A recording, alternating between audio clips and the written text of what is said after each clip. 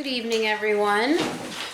April 8th, Warren Select Board meeting. Please do sign in. Do we have any public comment this evening? Oh yeah, actually I do. Please, Perry. Lincoln Gap, but nothing that you're aware of yet. I found another part of the road that's kind of eroding underneath the pavement. So it's, you know, in the next big, you know, rain event, I guess it'll just dig some more. It's across from, it's the culvert that's across from Lincoln Brook Road. Okay, we will let Andrew know. Thank you. Yep. Any other public comment? Yeah, I just came from the Hi, Conservation Rocky. Commission, and they urge you to get the zoning done. They urge us to get the land use development Yeah. regs finished. It's lies with the planning commission at the moment, so. Copy that. And I'd like to comment on the V-Trans visit, Okay. in that none of the loudest voices were present, and I think that would have been beneficial to moving things along. If you had some. Maybe there's some confusion. We haven't had their visit yet. Okay. We had an informal meeting, Video. a video call with them, Okay. just to discuss the area of concern and request that they come take a look. Sure. I don't know that them coming to take a look really includes any of us. No, they're just gonna do it on their own time and then get back to us. Was there a way for us to get input? You know, I was thinking the other day, you know, obviously sign got mowed down or whatever, but you know, there's some counterintuitive features to that intersection.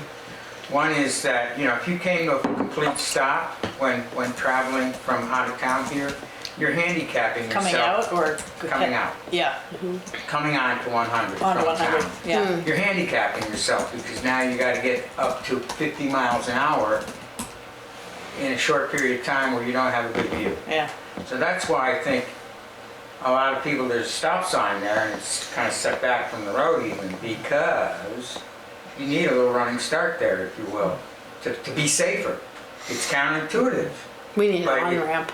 Anyway, I'm just Yeah. throwing that out there. There are a lot of nuances to that intersection before we introduce the concept of more traffic. yeah. They, you know, their initial comment was that it is a very tricky intersection and there isn't. Geometry of it. Yeah, and it's not easily manipulated in a way that works any better. I think we're on our third rendition.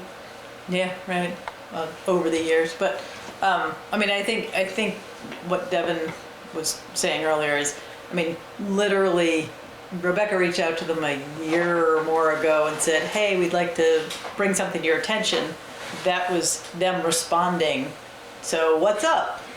Yeah. And we said, here's what's up. And they're like, oh, okay, well, we better, you know, we'll look into that and then we'll get back to you to start the conversation is what it was. Yeah. So, that was extremely preliminary and lots of time for us. And we told them there are lots of people who want to chime in on this. So Thank you. that's, yeah. Yeah, so we'll keep you Lots. informed and we'll keep that in mind for sure. Yeah. Of how to create a forum for that. Yeah. Any other public comment? I have a question. Yeah. I noticed the speed sign. I just started actually paying attention to Brook Road, which Did you know Signs? that sign? Yeah. the signs, all of the signs, and the speed sign that actually calculates how fast you're going isn't before the crosswalk. It's after it that comes off of the path. Yeah, Is there a reason we can't move it before the crosswalk? Wouldn't it make sense to have it before like why the isn't crosswalk? it a dump road or something? No, I mean the one going up Brook Road. So when you turn the corner, Oh, you have the coming crosswalk from the 100. path over Oh, when you turn onto onto Brook Road From Main Street. from Main Street. Oh, okay. There's a speed sign, but it's after the crosswalk. It feels like we should move it. A flashing Yeah. sign? Right on the didn't- corner of. So, Flatiron. but can you see it before the Doesn't crosswalk? flash very often. Not really. You can't really pay attention. I don't know. I just want, I'm asking wondering about because the is it sight line? the I sight don't know. line that allows you to have warning enough time to slow down? It just right? seems like we should be trying to get people to slow down before they have to slow to see it. I don't know. I want them to slow down always, all the time, everywhere. Yeah. I can ask Andrew. Yeah. There might be a reason there, like, Yeah. there's not much shoulder on that part of the road, so It might that be might be it. why it is like That or but- sight lines, making sure Yeah. people have enough time to see it and respond. Yeah. Yeah, let's ask Andrew. I'll ask Andrew tomorrow. Okay. Okay, any other public comment? Agenda changes. Anyone?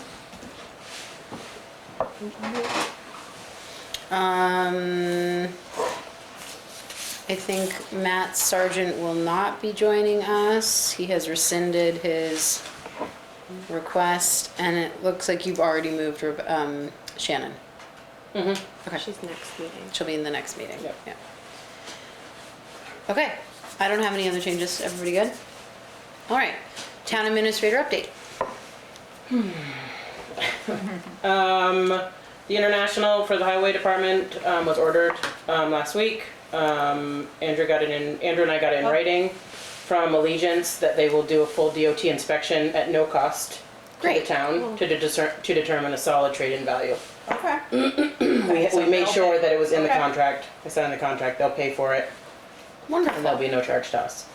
I don't know when they're planning to do that, but the truck has to literally go to Allegiance to get the inspection done. So it'll be at least a full day without the truck. So I think Okay. Andrew's kind of waiting until Okay. we do have a couple of days without snow. And they Yeah, don't need to plow. yeah. So, but that's all been signed for, and then we'll find out. We'll give you updates as they come. Yeah. So, the town garage task force interviewed 2 construction manager firms last week, resulting in a recommendation which is being made to the select board at tonight's meeting. Lincoln Gap update, the select board has scheduled a speed study to be conducted by Central Vermont Regional Planning, commencing on May 16th. Data collection is expected to take at least 2 weeks. In addition to the study, we've arranged for an increased sheriff's department presence. However, there's been some people that have chimed in about that. We thought that maybe this would be a proactive step to remind drivers of the speed limit, but we can further discuss it tonight or whenever. And furthermore, we've applied for a grant to support additional speed mitigation efforts, and we're waiting for the grant announcement. Dana and I will be participating in a federal compliance grant monitoring audit with the state on Friday. This is to make sure that the town is in compliance with our finance systems and policies in order for us to move forward with receiving funding for our hazard mitigation plan. Can I just ask a question? Is that what's happening just on federal, Yep. virtually everybody's getting notified? Yes. All If- federal Yep. grant, If you have a federal grant in waiting, you're getting this compliance monitoring. right? And is that compliance monitoring, can you just clarify that a little bit? Is it confirming that we already have policies in place? Correct.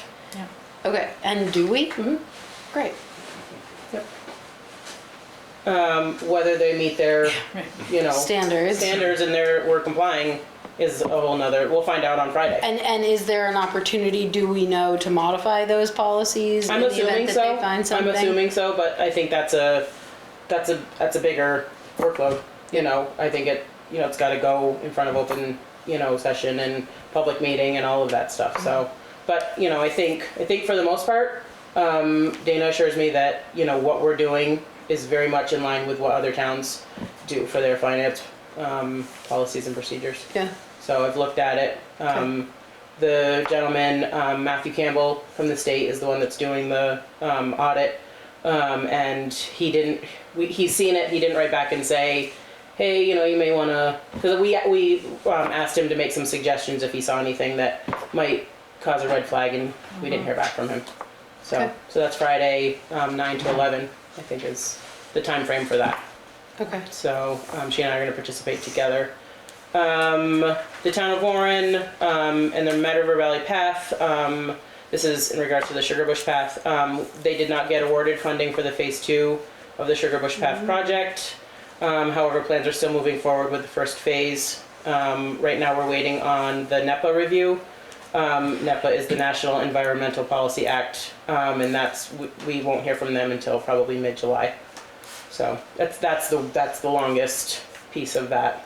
And then Devin, Jim Crafts, and I spent some time last Friday in the basement going through what we thought should be kept and what should be recycled, and we have a tentative plan moving forward. We appreciate Jim taking some time to help us get Yeah, Jim. organized. Is he there? Yes, he is. Hi, Jim.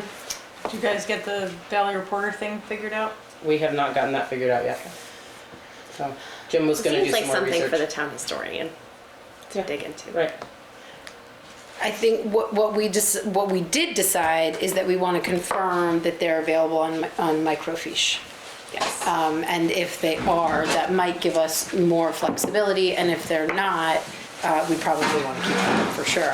But that isn't the end-all be-all Right. of that decision. And I think, Jim, correct me if I'm wrong here, but you said something about the Historical Society having a meeting and that you would raise that issue. Yeah, and I also, I spoke with Thomas McMurdo today from the Vermont State Libraries. He's the assistant librarian. And he will verify that they are in fact on film. And his recommendation is that the way they've been currently stored, it's not something that they're interested in. And he would be surprised that anybody would be interested. I mean, there's some risk of, if you store moldering papers and then bring them into a collection that's been stored correctly, you could kind of cross-contaminate. So he would be surprised if anybody else is interested from that point of view. So we'll see if he comes back and says they're on film, then we'll take it to the next step. What do we want to do with them? Thank you. Rita was here earlier today, Rita Goss, and Brent and I did talk to her a little bit about it, and she did say that, you know, in the past they have had to visit those Valley Reporters to look up, you know, insurance claims, public notices, things like that. Ordinance, yeah. So, you know, but she said it's been a number of years since she had to go down there and look for stuff. And if they were accessible on microfiche, maybe Right. that would be the alternative Exactly. avenue. Yeah, Yep. okay. Thank you all for that. Thank you. Thanks for dealing with that. Does that complete your update? That's it for me. Can I ask a question about the Sugar Bush Path? So we weren't awarded funding for phase 2. Did they say why? They said that it was a very competitive pool of applicants, and however, Misha and Sam Robinson have reached out for a little bit more clarification on why. Okay. They strongly suggested that the next phase, or the next round of grant, Grants. we apply again. Okay. Yep. That is how the first phase went, so. Okay. Town garage. Okay. Do you wanna do this? No, I actually wasn't at the end of the meeting on Thursday, Oh. so I'm not really sure. Understood. Okay. So, we met with 2 different construction management firms. Had lengthy interviews with each. They were both excellent. They gave us presentations. We asked pointed questions. We sort of, got into the process and how would you support us, and what is the time commitment prior to a bond vote? What are appropriate timelines, etc. Lots and lots of conversation. And at the conclusion of our second meeting, we sort of had a little sit-down round table, how we felt and what we liked best. And the group coalesced around making a recommendation to hire ReArc as the construction management firm. They had, I think, the lowest overall build cost. Although they have the highest pre-construction cost. When you say build, you mean services. Yes, yeah. Not the cost of No the one's project. actually estimated the cost Yeah. of this project yet. Right. So how do we, Their charges for their their fees services. Yes. Right. Yeah. were the lowest Yeah, overall. They came in the lowest bid. Yeah. What, overall? I think For so. everybody? At least out of the two. At that least we out of the interviewed. two, yeah. Definitely out of the Yeah. two, anyway. Yeah. They also lead the industry in sustainable builds, and they have done a lot of municipal projects. Yeah. They expressed that they very much like doing municipal projects, and that they are enthused about projects that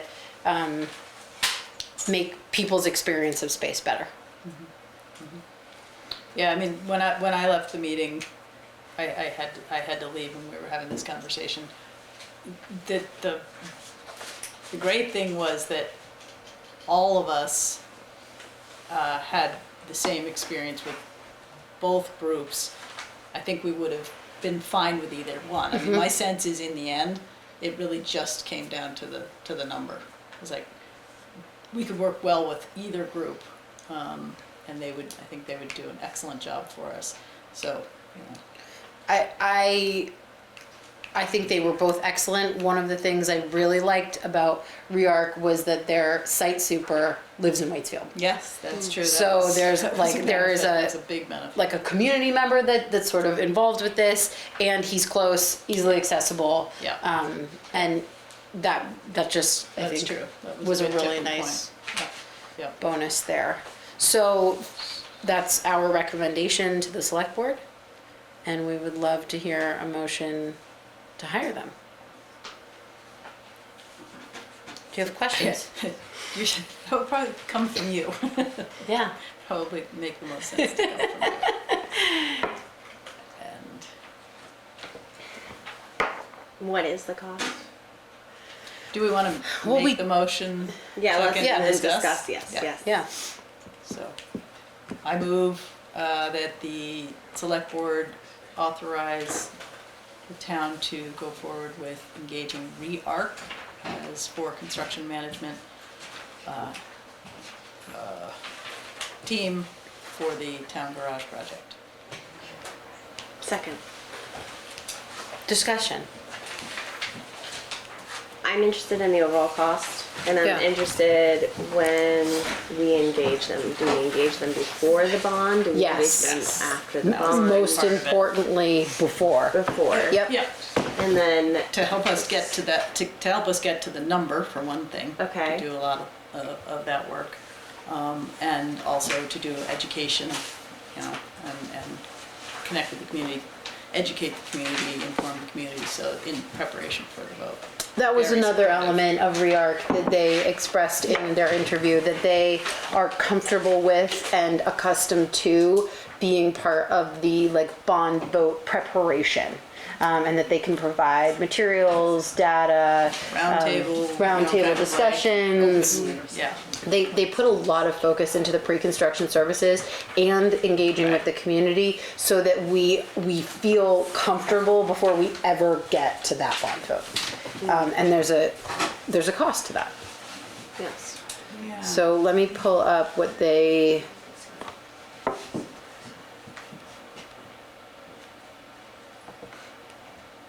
Does anyone have it up Yeah. or remember where it is?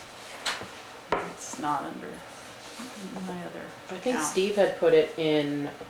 Oh, the, that's right. He had his the summaries. own. The score sheet. Shared with me.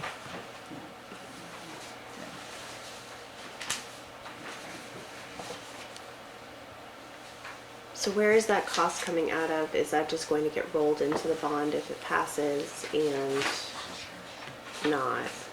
Where does that come from? It gets rolled into the bond. Okay. We do have funds in, Planning. capital improvements to pay for it up front though Yeah. as well. I am having a hard time I actually don't see anything shared from Steve except for my blank score sheet. Steve's score sheet. Oh, but maybe it's in my other drive folder. That's I know, probably that's why. what I just Ay, ay, realized ay. too. Do you want me to share it with you? Why we All just these new switched accounts. emails. Will you share it with my new account? Yep. Done. Thank you.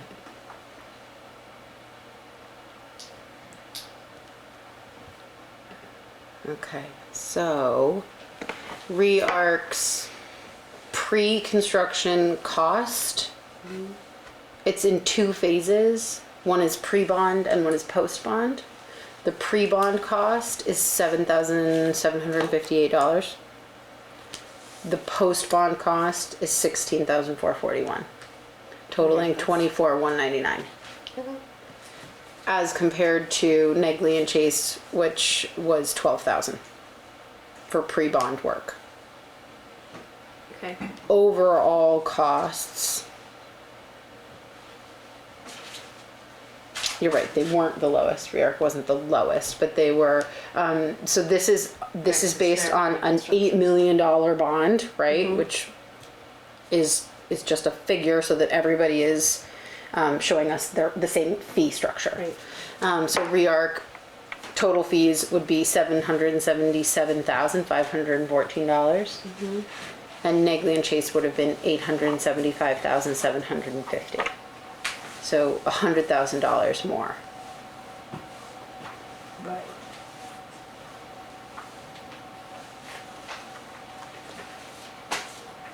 And what tasks do they outline for themselves?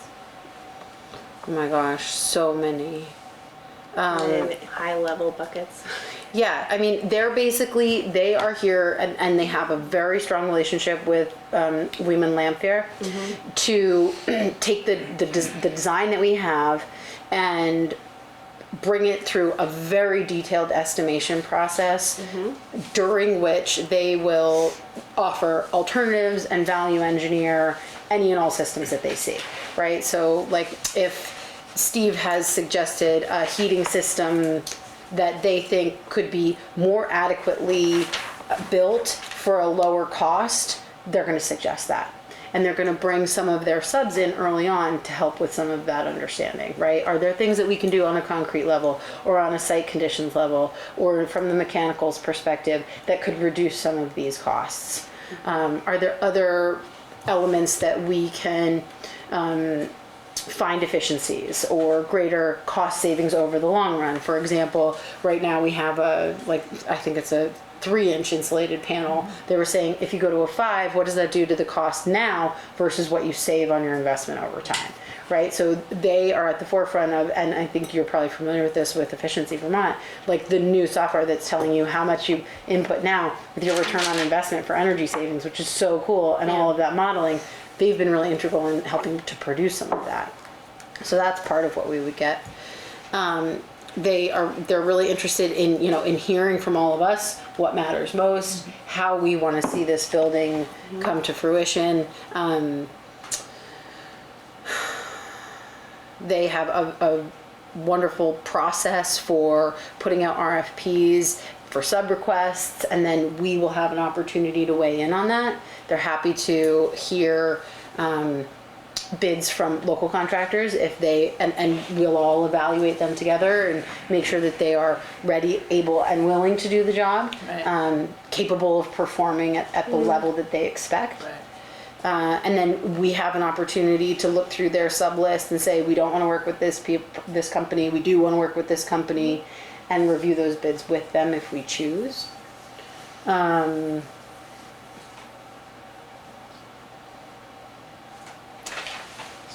Just trying to think through, they suggested potentially some field trips to go look at other municipal builds that they've been part of to see systems in place, even if it's window layouts or the way that the built environment actually feels.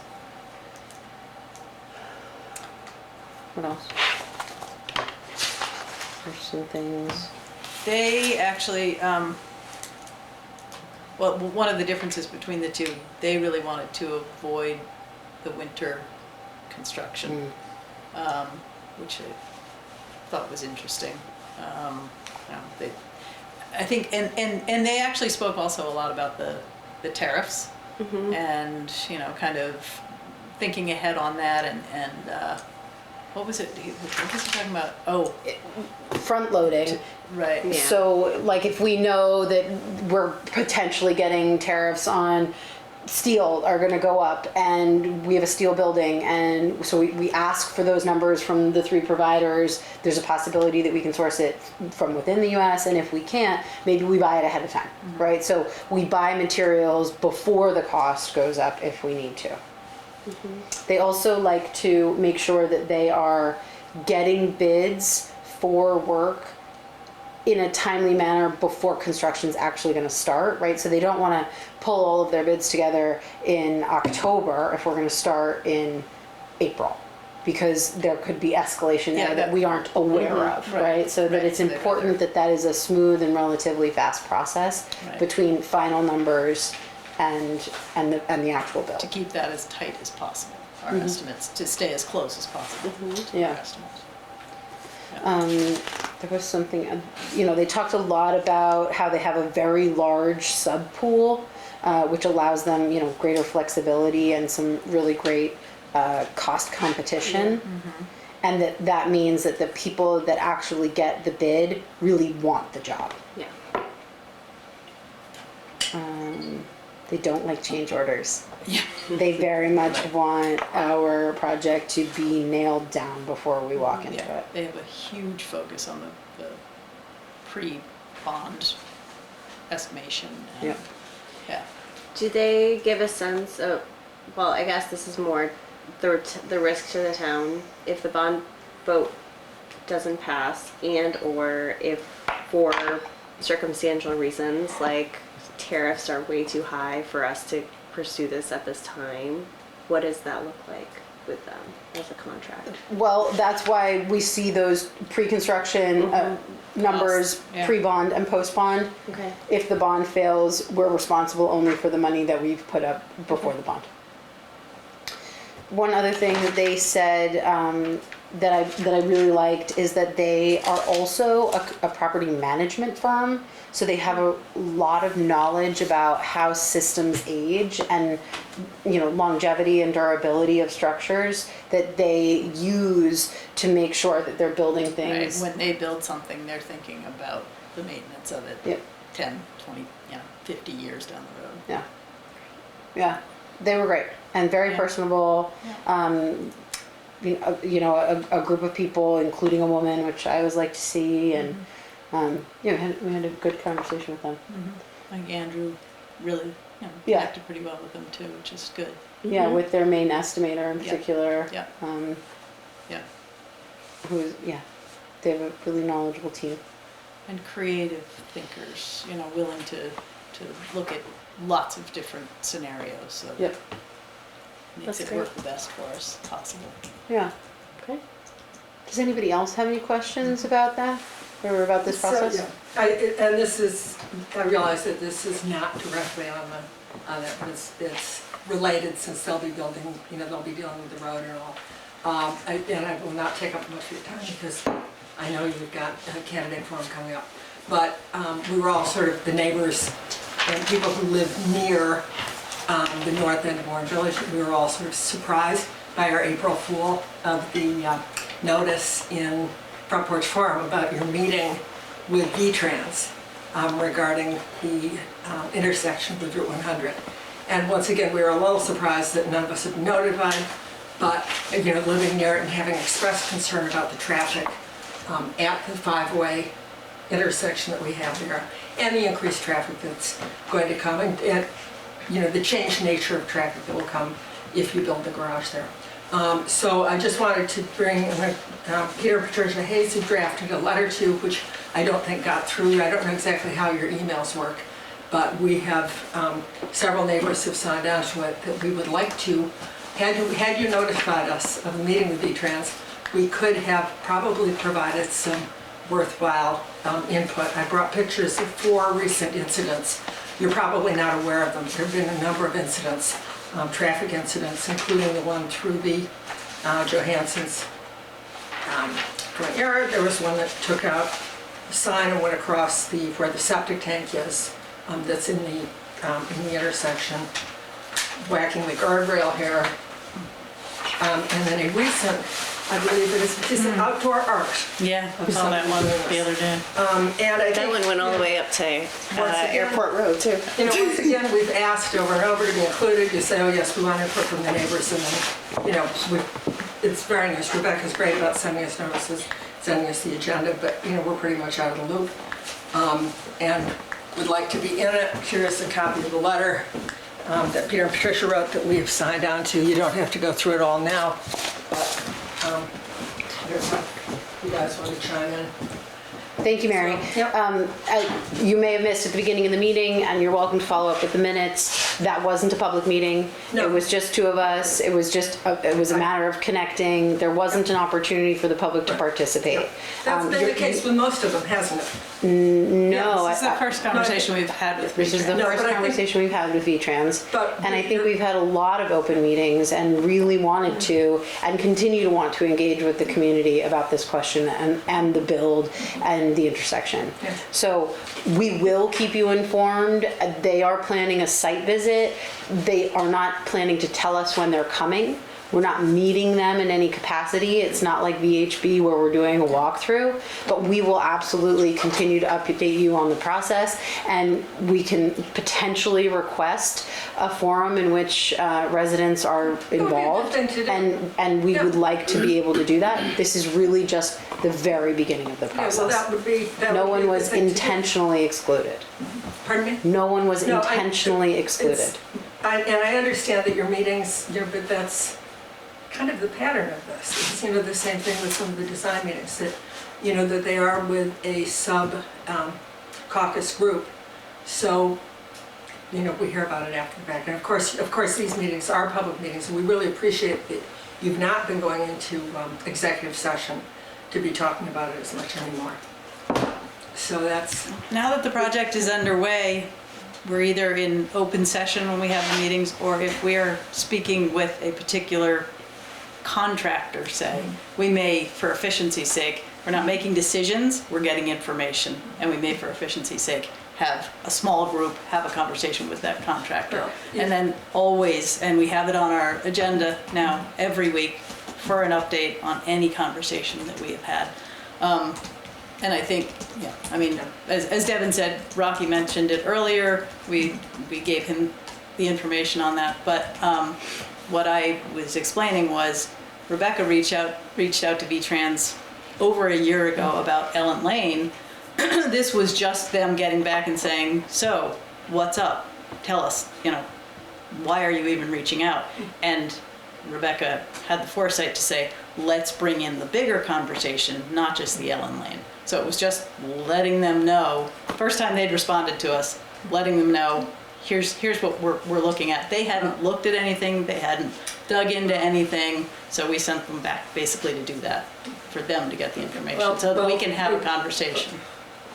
It was also very clear that they did not have a full record of the incidents Yeah. at that intersection, primarily because they only see what's reported to the state police. Yeah. So any and all information that you all have about incidents there like this is very helpful Yeah. to compile. But shouldn't that conversation be taken up prior to this, the plan? Shouldn't that conversation with the speed limits and the problems with that intersection be taken up before a plan goes forward for building of the project up there? Because that is a huge portion of this. It like so many aspects of any project, there are a lot of things that are happening simultaneously. Any one of these things can stop a project at any point in it, but to be able to predetermine our moving forward on a plan that we're trying to achieve by saying we have to wait a year and a half for V-Trans to respond to us to decide whether it is a problem or not, and then get started on the project. You can't do it that way. You have to be moving everything forward at the same time. And anything could come up at any time that could stop us, and until we can work around it. So I don't see how we can set it as But there's no way to expedite that? V-Trans? No, No. no, No. no. work. But when you, When you met with V-Trans, did you express the importance of the safety of that intersection? Yes, That was Repeatedly. That was what we were talking to them about. yeah. It was, Issues with the safety. it was of that not intersection. it was not a productive meeting. No. It was a meeting of, hey, we'd like your attention. Please familiarize yourself with the area. They didn't have the resources ready. They didn't even know what they were there to be talking about. It was very much, please pay attention to us. Here's the intersection. Here are our constituents' concerns. And we'd like to have a conversation and work toward improvements here. It was starting. But the no conversation. response. The No response was, we will go take a look and reconnect. Yeah, I Okay, think thank you. the end of Yeah. May or something. Yeah. I will say it again, and I'll say it as many times as you guys want me to. We hear you. We know you're concerned. We care. We are trying to make modifications if it's possible. We do not have much control over that intersection, if any. So I actually have a question on that, because one of the things at town meeting that I actually found quite demeaning was that one of the, somebody who spoke up, referred to the, neighbors being upset about inconvenience. Do you see this as an inconvenience, or do you see this as a public safety issue? But what about, what, The see what, intersection, the intersection of Route 100, the 5-point intersection of Route 100, Vaughan Brown Road. that intersection is absolutely a safety issue. Nobody at this table has ever said that we thought there wasn't a safety issue with that intersection. Yeah. Okay. What, exactly what the impact of the town garage moving there has on that intersection. We may have a difference of opinion on that, but that intersection, we've all agreed, it's not lined up well, it's this, people go through there too quickly, it's, So Yeah. do you see it as a public safety issue? that, The intersection? Yes. Yes. Okay. So you don't just see it as an inconvenience that An we are intersection? complaining No. about? Yeah, no. No. That was one of the, okay, good. No. That's great to hear. Yeah. that intersection is a problem, as I said. Whether the town garage moving there will make any difference on the activity at that intersection is a different conversation. And will that conversation be had at some point? Yeah, I mean, it's ongoing. It's part of the We know your conversation with opinion. V-Trans. We have a different opinion. V-Trans, we're asking for V-Trans's opinion. And will there be some numbers at some point in terms of the traffic and the That's traffic what, that will go that's through what there? V-Trans is supposed to be getting back to us. That's what with. V-Trans is supposed to be getting to us. Okay. Yep. Even though they're And- coming about Ellen Lane, they will get Oh, no, we information about expanded this. it. The We original expanded it. conversation was about Ellen Lane. Okay. We expanded it down to That's, include because the, that would be great to have the data. Yeah. I think that We have to that have will the help data. everyone with it. yeah, I agree. And like I said, their data is clearly incomplete. flawed at the moment, yeah. So any information that you all have, dates, incidents, would be helpful. Yeah. Okay. I just Okay. have a Counties. question. I mean, I watched the last select board meeting, and I'm here now. But I'm still confused at what this project cost is gonna be. I mean, when we went originally, we had two proposals, 15 million, 12 million. Yeah, Now I'm hearing 8 million, yeah. but it's a moving target. It and is. I don't think that's good for a bond vote. Well, that's why we're not going to a bond vote right now, Rocky. We're not. We're not, Not not until right not until we have now. a number. Not until we have a number. So- So what would, the advice I'm sorry that to we were. interrupt you. What Yeah. would be the earliest a bond vote would occur now? Well, the earliest we had considered a bond vote at this point was June, but we are eager to engage in a conversation with the firm of our choosing and discuss what is the best timeline. We don't intend to rush the decision. We want to be well informed. We want our public to be well informed and participate in the conversation so that we feel good about the outcome before we go into that process. And really, we have to have a good number. We have to have a solid Yeah. number before we can even approach the bond bank or anybody else. Right. So that's the work that still has to be done, which is why choosing the construction managers as soon as possible is so important, so they can just really nail down on a number for us. And that number is, it has been a moving target. And we were advised that the numbers that we got were maybe too conservative. And when we say conservative in the build world, it means too expensive as opposed to too inexpensive. And so when we went through this bid process for a construction manager, we picked a number that we would be happier with, right? In hopes that we can end up somewhere near that. It was just a way to give people a metric on which to measure everyone equally. Okay, and so my understanding is that as far as I'll use the term gambling, if you will, or we're only going to put out 7,000 The pre-bond? pre-construction Yes. cost, 7,758. Okay, That's the money that we're willing to put into getting a better number and going through this process, eyes wide open. and once we get a number, there's so many variables though. At the rate things are Right. going, the coal's going to be so cheap and so clean that we'll want to put in a coal burning furnace. Right. Well, we will continue but- to use our best judgment. I mean, the tariffs are really messing things up. Yeah. And it's Day to day. Yeah, right. Yeah. So, and that should be, that'll be part of our consideration as far as when a bond vote is likely. Right. Is it gonna settle down? Is it not gonna settle down? And that was part of the conversation that we had with these construction management firms, and they're aware and they will do all that they can, like we said, to sort of front load costs if that makes sense. Okay, thank you for that. Now, there's a sense of urgency to do this project, and I cited that before, and Andrew said, well, 17 years. But I mean, this particular site and this particular plan, there's a sense of urgency, and it's been a rather, a short period as opposed to years, been more months, I would say, but shorter than 17 years. But are we going to be able to make adjustments after, before we get to a bond vote as far as a timeline? I'm not sure I understand your question. I'm sorry. That's okay. I'll rephrase it. Why haven't we done, part of the argument is, what we have now is in terrible shape. Why did we allow it to get into terrible shape? Why didn't we at least Band-Aid? Why isn't there a plan B at least so that we can punt still yet again, given all the circumstances we're discussing?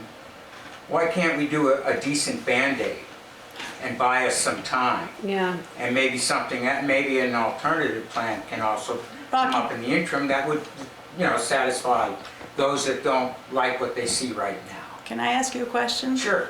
Did you take advantage of the opportunity to go over there and walk? Negative. Yeah. But my question would remain the same. Yeah. Well, Why because didn't we Band-Aid?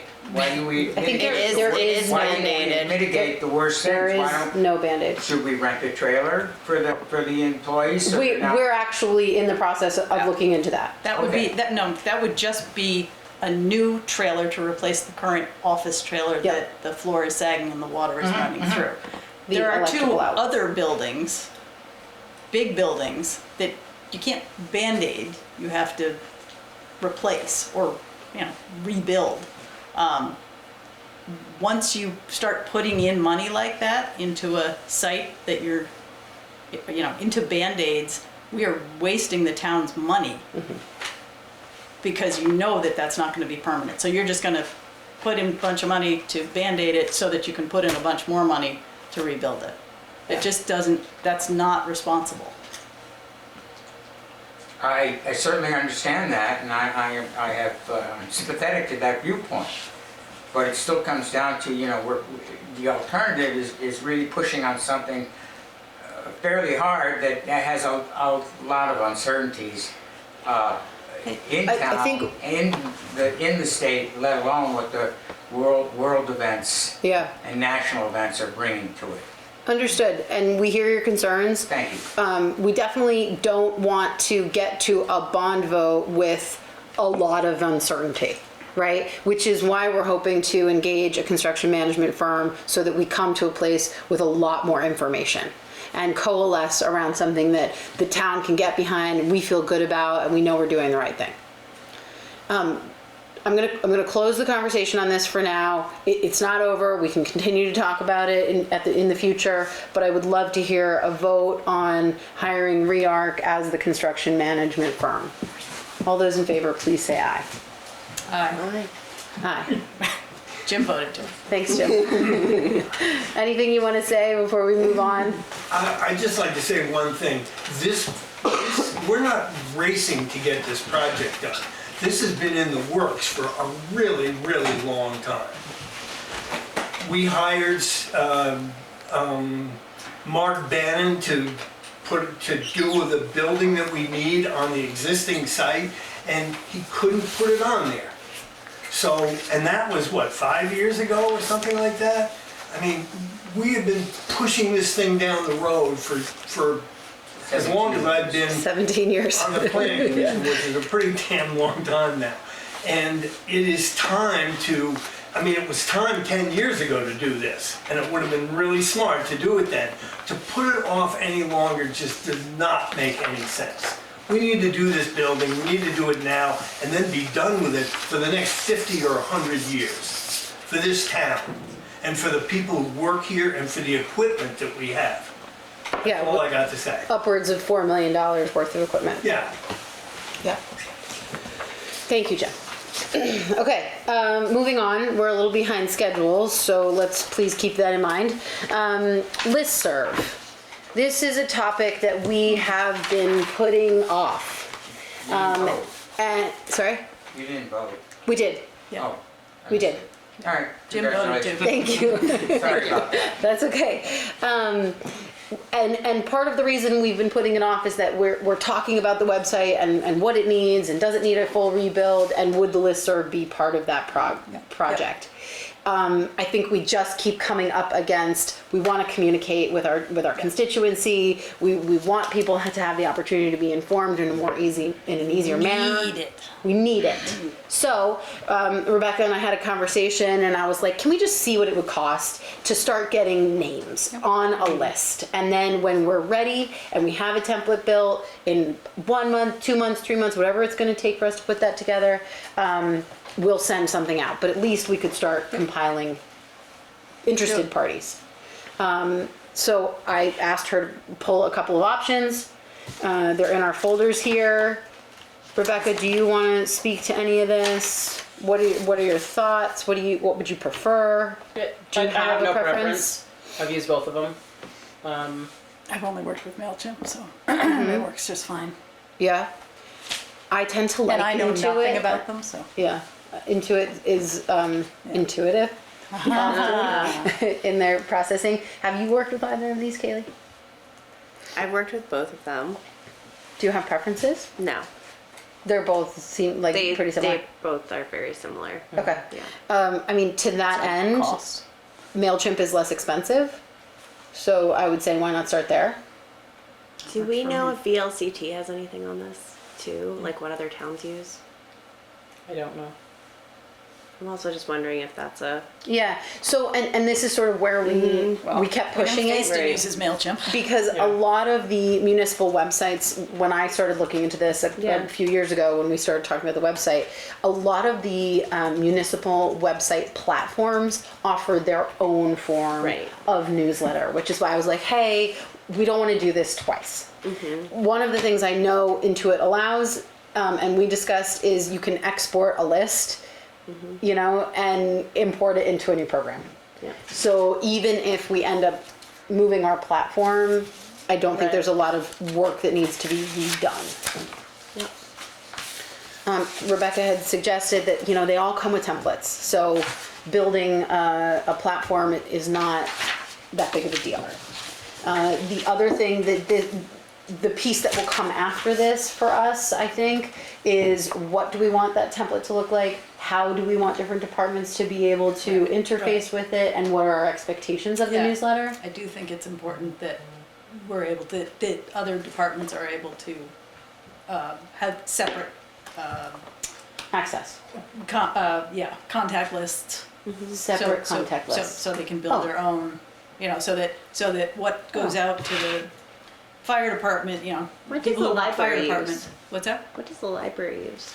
Yeah, I don't think They send out a They newsletter. have a newsletter. I don't know, but Marie was extremely interested in Yeah. the fact that we were Using having this that. conversation. Okay, that's great. She wanted maybe a different platform or a larger No, network? I think or- she's very much for a listserv and is open to probably, I asked her if she had any thoughts or suggestions and she just said, I'm on board with a listserv.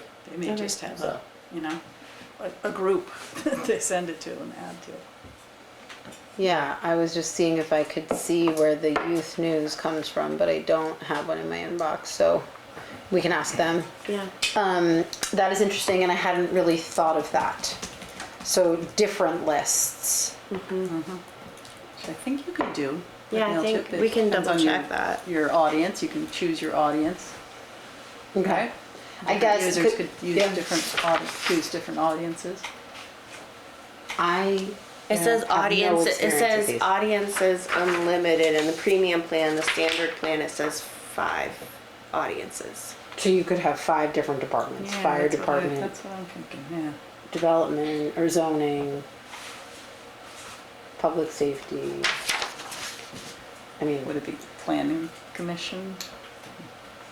oh, yeah. Maybe planning and zoning. I guess Yeah. and I don't know if this is the right time to have this in depth of a conversation, or if we want to just give Rebecca the authority to sign on and To choose To choose one, or a are we choosing? I think we should choose, or we can empower her to choose, which is mine. Well, no, that's what I was getting at, is if we're gonna choose, do we need?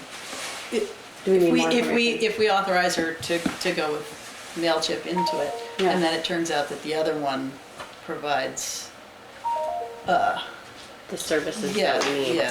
multiple audiences Okay. more, I don't know. Okay, I'm happy to allow Rebecca to make the Yeah, decision. as am I. Absolutely, yeah. okay. And I think the other piece that I am curious about right now is how do we want to get email addresses?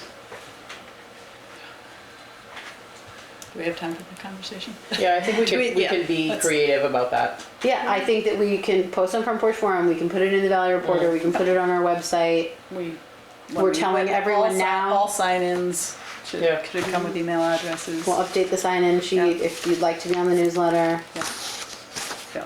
And I think we should just start building that list. Yeah, Yeah. I can ask Marie, she uses MailChimp, it just looked at her newsletter, and I can ask her how she started getting email addresses and stuff, Yeah. so, So the library has a separate MailChimp account. looks like it. The PTO is also happy to repost anything if you send me the email. Sorry to interrupt. That's okay. Oh, that's good. Thanks, You, Jess. you can always shoot us to repost or to send out to Heidi or anything if the town is looking for email addresses from the community. Great. Awesome, thank you. It just, if the library already has an account and we can have multiple accounts, I don't know, maybe we should just coordinate with them whether they need to have a separate one or whether. Or we We might can be do- able to merge them Right, at some exactly, time. same with Absolutely, yeah. Milani. So I think that's leaning toward MailChimp makes sense. Right. And Rebecca can look into that. And then as far as process, whether we have different audiences or Rebecca and I were imagining a template where there's a block for each department and it's either included or not included Oh, I see. in a weekly or monthly newsletter if they have someone to communicate or if they don't. Right. And that way all of the information is available. And one thing I like about that is someone might not know that they're interested in something about the planning commission. True. And they would get that information anyway. So I guess, do we need to, I don't think we need a motion No. to, I think we should just do it. Bring us to the early 2000s. That's right. Launch us in the early It's a struggle. 2000s. Okay. Any other questions? Anybody want to weigh in on listserv? Good idea. Yay! Okay, moving along. Bond council agreement. To the fun stuff. Not making here. any progress. All right, we have 2 proposals for bond council. Has everybody had a chance to read through them? Yep. And one comes at the price of $10,000 and another What did we work that out to, Rebecca? 29, 26? I think it's on the next page. Yeah, I don't think that's the right, that's the amount. that's, right. It's around 4, I think, right? Yeah. No, When it we was- worked out. Well, 600, 2,000, and 310 per hour.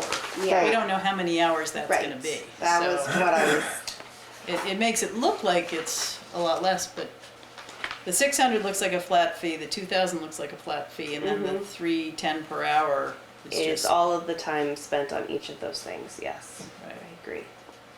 That is not how he explained it. Because we have worked with him, he did the bond vote for, the solar array. Right. He already has templates in place that he won't have to create, whereas, Darby will have to create those templates, making that be more expensive. So that was, let me just pull up his email. He did, I did ask him point blank. Okay. Yeah, because there was such a large discrepancy Yeah. in those fees that we were like, what's going on here? And Yep. so Rebecca asked Primer, Piper, Eggleston, and Kramer. Eli, right? Eli, Is the fellow in particular, about that, and he was saying, you know, what she'll read to us here. So I was point blank and told him that, we had to get, different bids.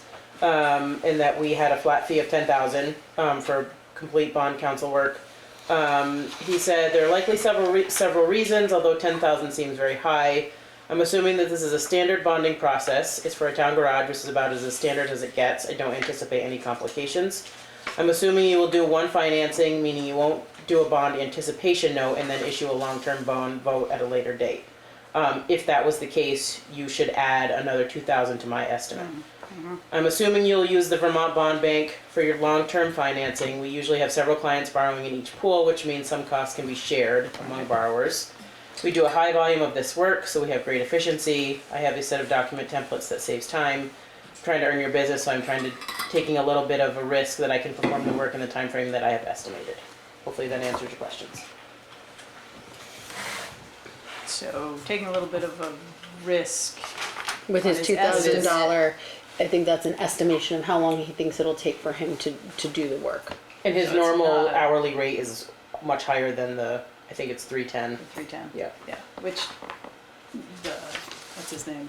From Keith Darby. Roberts. Did the same thing, right? He knocked it down, Right. although it is still higher. It'll be 350 instead of his usual 410. And though his scope of work looks very different than Yeah. Darby's, he said it's basically the same thing. So Primers He is didn't different, lay but it out Darby's is as lengthy as Darby did, Right.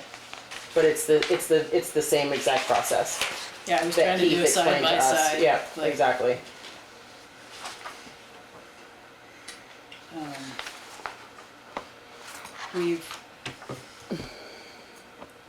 None of us were here working with Correct. them. Yeah. Anybody? Is Dana? So we don't really know how. Yeah, but how have your interactions with Eli been thus far? He's been great. He responds, right away.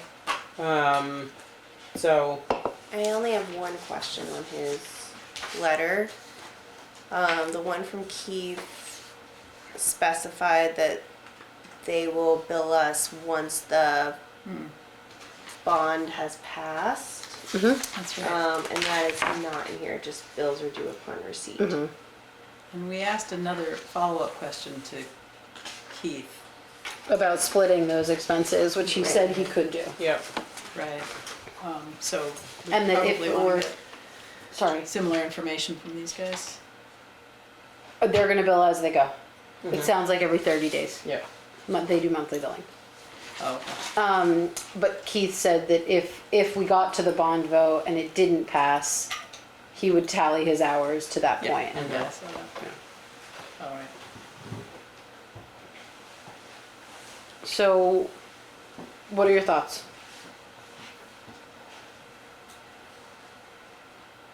I think, go ahead. No, I mean, Ask a question. Yeah, please.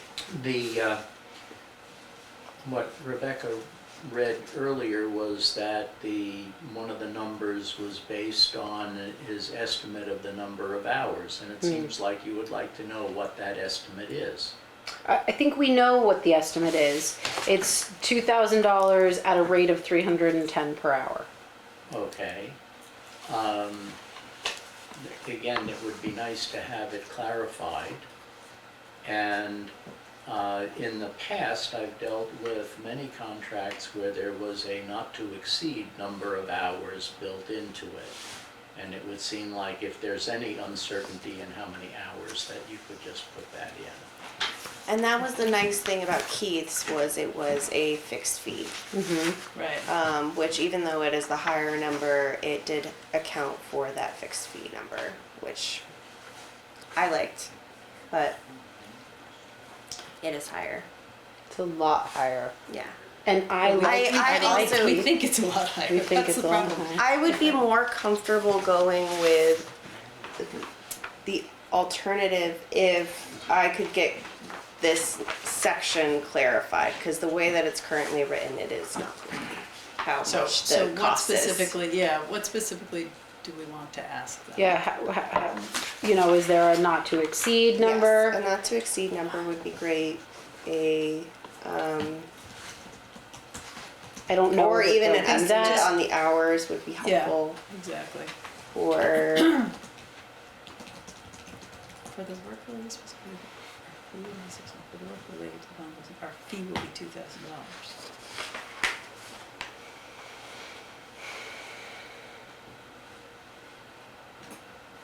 it's nice that they won't charge us for faxes. Faxes Or anymore. emails. I think some things have to be faxed, actually. Yes, Jean? So that $2,000 was his estimate as to how long he would take? It's his estimated cost for the work related to the bond closing process. I think we need to get clarification on this, because it's not explained. And after that, at $3.10 an hour, it would be 24 hours of 3 full days of work to get up to that 10,000. So I think the idea of not to exceed would, you know, and if he thinks it's at 2,000, maybe go to 10,000. There's plenty of leeway. We probably would save money. Because Rebecca, we've already worked with this guy. Yeah. So it's a known entity. Well, and that was, so my recommendation would be that we get clarification, as Kelly said, on the fees, and also, just trying to think, I mean, Andy, Maybe you worked with them? yeah, For this or, sort of you know, at bond? least Yeah, Andy was yeah. on the, Andy and Luke probably both, but, talked to somebody who was here. Yeah. When we, went through the bond vote for that, and just see if they had any feedback. on it. Okay. I can call both of them tomorrow.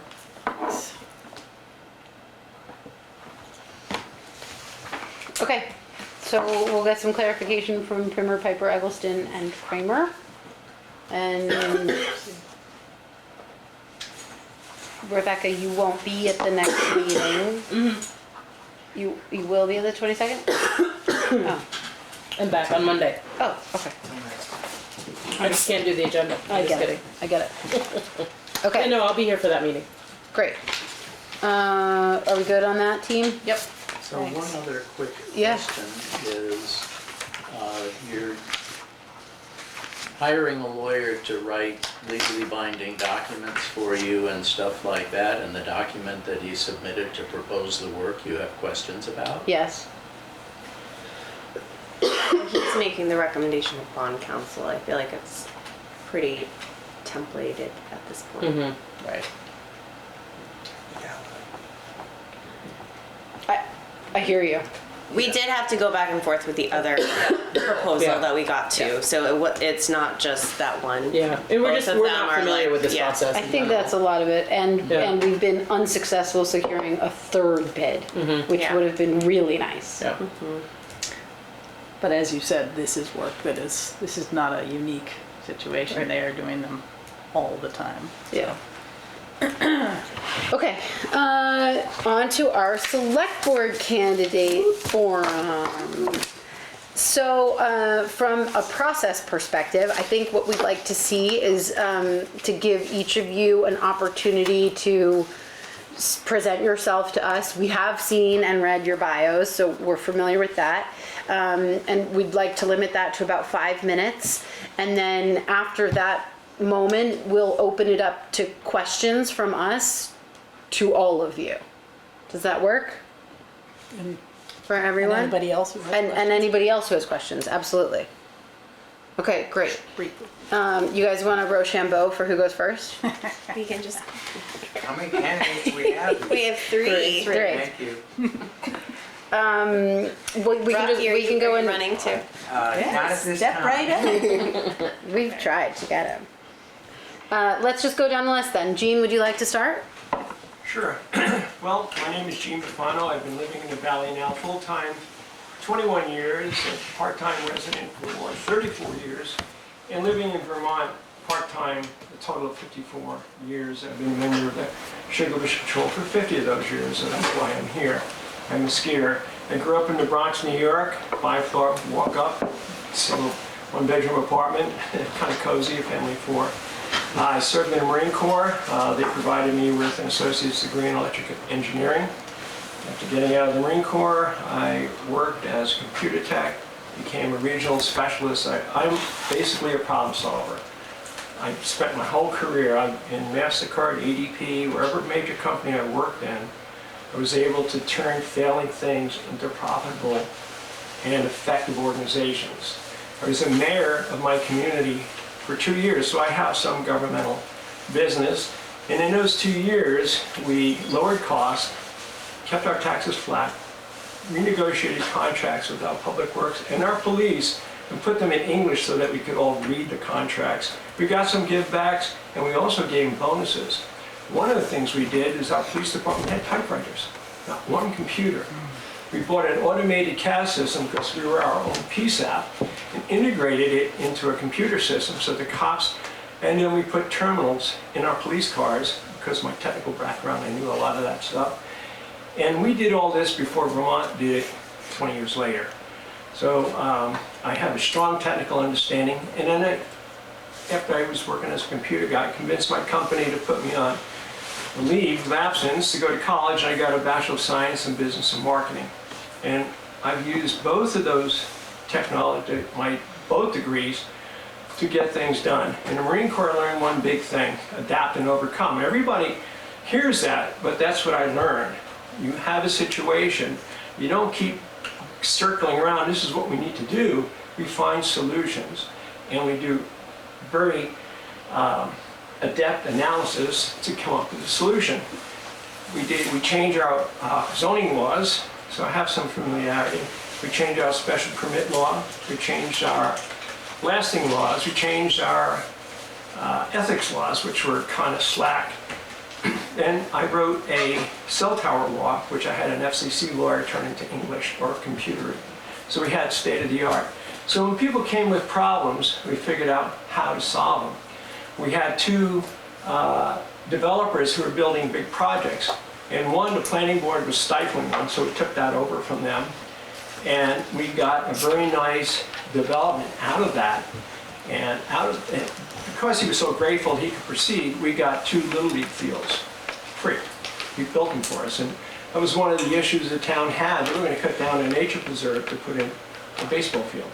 So we got that done. And then another developer who was having problems blasting, and working with him and keeping his business running and coming up with reasonable solutions, he donated his model house to the village for our teen center, which the town wanted for years. So we got that for free. In fact, he had to move it from one side of town across the state highway, all for free. Our public works did almost all the work, and then we got 2 volunteers, a plumber and an electrician, to do that work. So we got 2 basic infrastructure things because we worked with the vendors, we talked with them, and we looked at how to solve the problem. So I am a problem solver. I look at that. I've been pretty vocal at some meetings. I've read the LDRs, and I submitted a ton of paperwork. Everyone was ignored, but it doesn't matter. There are still issues that need to be resolved in those LUDRs. So another thing, I'm 81, so I've been around a long time. So I have a lot of experience in business, in technology, in government. I was a firefighter for 38 years. In my old fire department down in Westchester, I actually reorganized it as a new guy. And up here with our fire department in Mervis, I got government grants, about $300,000 for both organizations. So, 1 minute warning, Gene. Just about a minute. yeah, I mean, so I worked, when I became the mayor, one last thing is, when we got in office, the town manager said, oh, by the way, we got a $10,000 a day fine coming up. What for? Well, we're not meeting clean water standards. I was able to negotiate with the federal EPA regional director in the state to get an abeyance until we came up with a plan. And that, I mean, so I know some people think I'm difficult to work with, but I can work with people to solve problems. Thank you, Gene. Thanks. Gene. Harvey. Hi, Hi.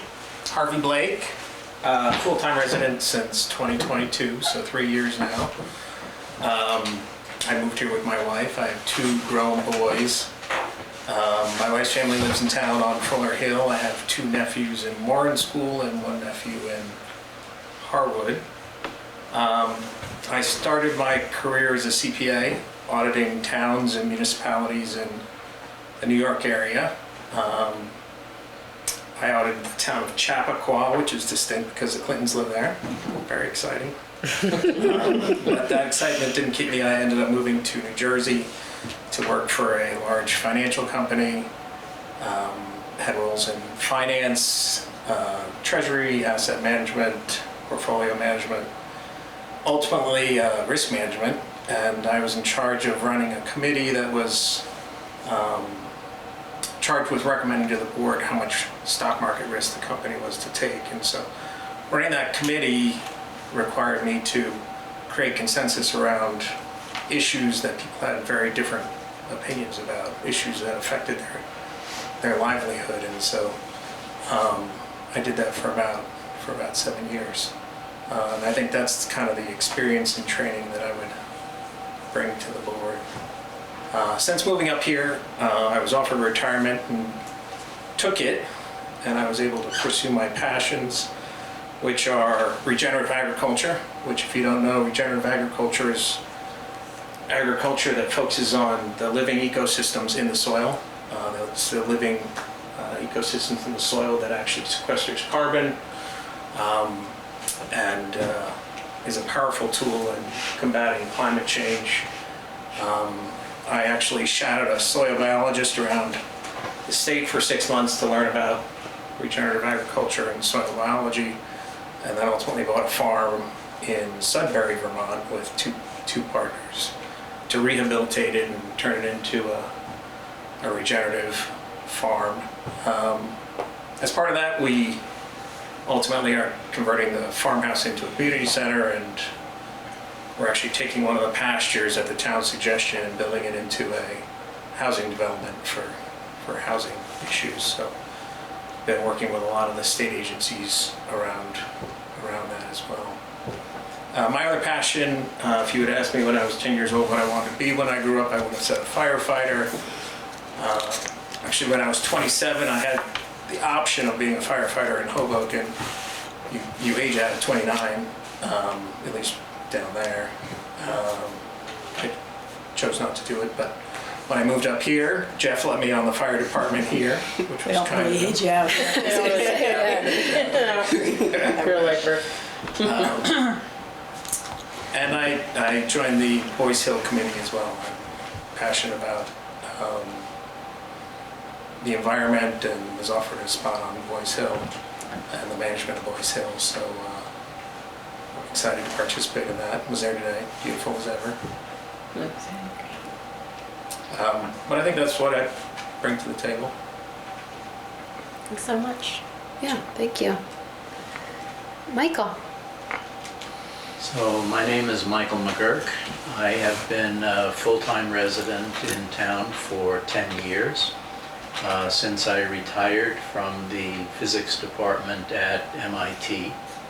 I have heard of technology. I went to grad school at the University of Maine in Orono, and while I was doing my doctoral program in physics, I was on the faculty of the Plant and Soil Science Department.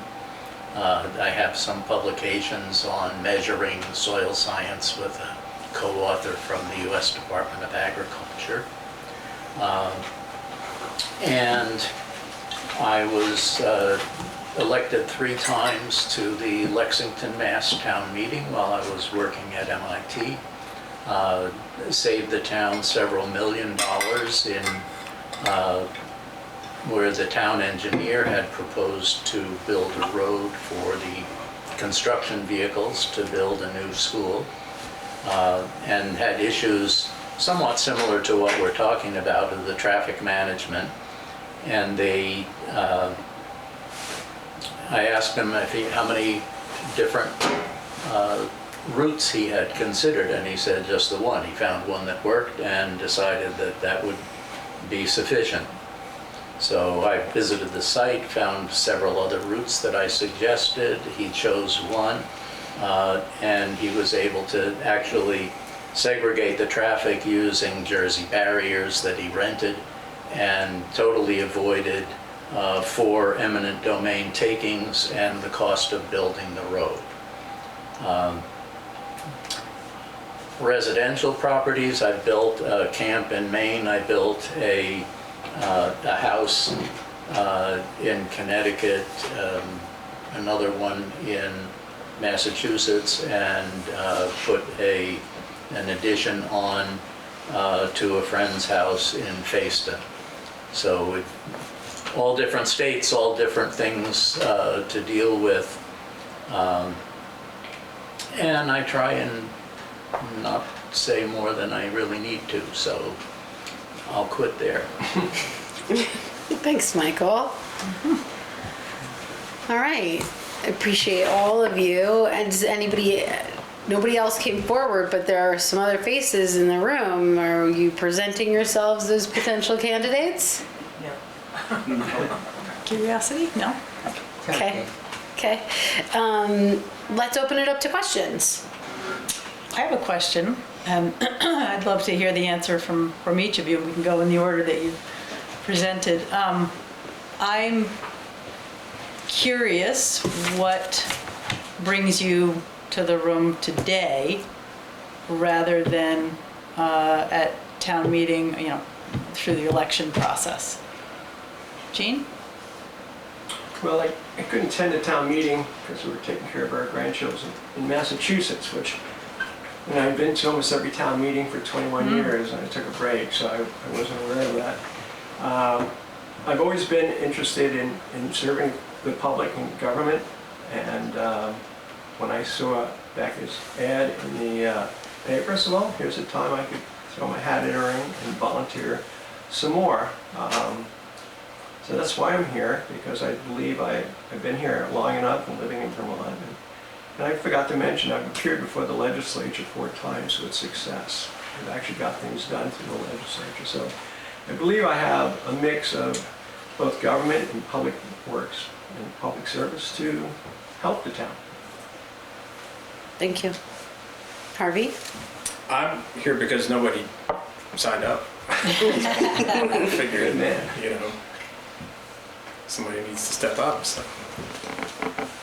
Okay, thanks. Did you consider it at I all had before? considered it. Okay. Jeff had mentioned it, but then when nobody else stepped up. Yeah.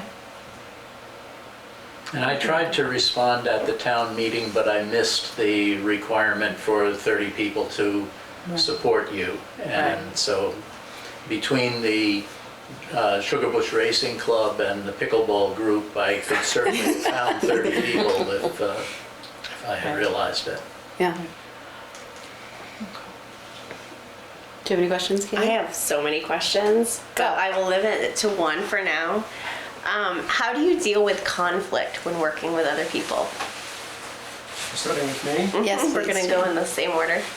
believe it or not, I've gotten a special award from the Department of Mental Health in Washington County for dealing with violent mentally ill people and resolving those situations without violence. In fact, when the mental health workers couldn't deal with these folks, I was able to talk them out of their state into the ambulance, and prevented somebody from committing suicide, 2 people actually. So I have a number of personas. One, I'm a very pleasant, nice person and work with people to try to solve problems. But one thing I will not tolerate is somebody being nasty or rude to me. So that's where I set my tolerance. So I'm a problem solver. I want to solve problems, and I'll work with people. Thank you. Harvey? Well, I think a lot of conflict resolution is just about listening and patience. So I did go to a lot of conflict resolution training just because of the committee functions that I was charged with, but at the end of the day, it's just maintaining your patience and your demeanor and not allowing yourself to get drawn in. Thanks. Michael? So my sort of operating principle is that when there's a strong conflict, it's usually because both are correct. And it's a matter of finding what the differences are that make them believe that their correct perception is exclusive of the other person's correct perception. And so I've used that in, I had a special needs son who was grown now and had issues in getting access to the supports that he needed in school. That was a very trying experience because he was really failed by the support system in Massachusetts. And so I wound up doing testifying before the Massachusetts legislature, participating in parent groups, reporting to and developing policy for the education department there. And, you know, as part of the work that I did at MIT, I did little things like writing the memorandum of understanding between NOAA and the Institute of Standards to calibrate the weather satellite. So when you see the pictures of the weather on the news, that comes from the satellite, where there are about 20 instruments on it. 2 of them I built. And, Very cool. but yeah, it's kind of cool stuff. But there was a conflict there always between the manufacturers and NASA and NOAA. So I could entertain you for hours with stories about that, but no need. Not tonight. Not tonight. Thank you, Michael. I have more, but I'm happy to. I'm happy for you to keep going. Okay. My next question is a 2-parter. The first one is, I think, a softball. It's, what do you love about Warren? And then the second follow-up question to that is, this board has named a number of priorities for the year. So thinking about the town garage project, thinking about looters and the short-term rental ordinance. What priorities are you excited about, and or what other priorities do you see for the town? And start first. I'm going to ask that we flip it this time. Okay. And start with Michael. Okay. I like skiing. I like the people in Warren. It seems like basically everyone has enough, so there isn't, and I have had property stolen out of my car and stuff like that, but it's rare, you know, one item in 10 years. I think that,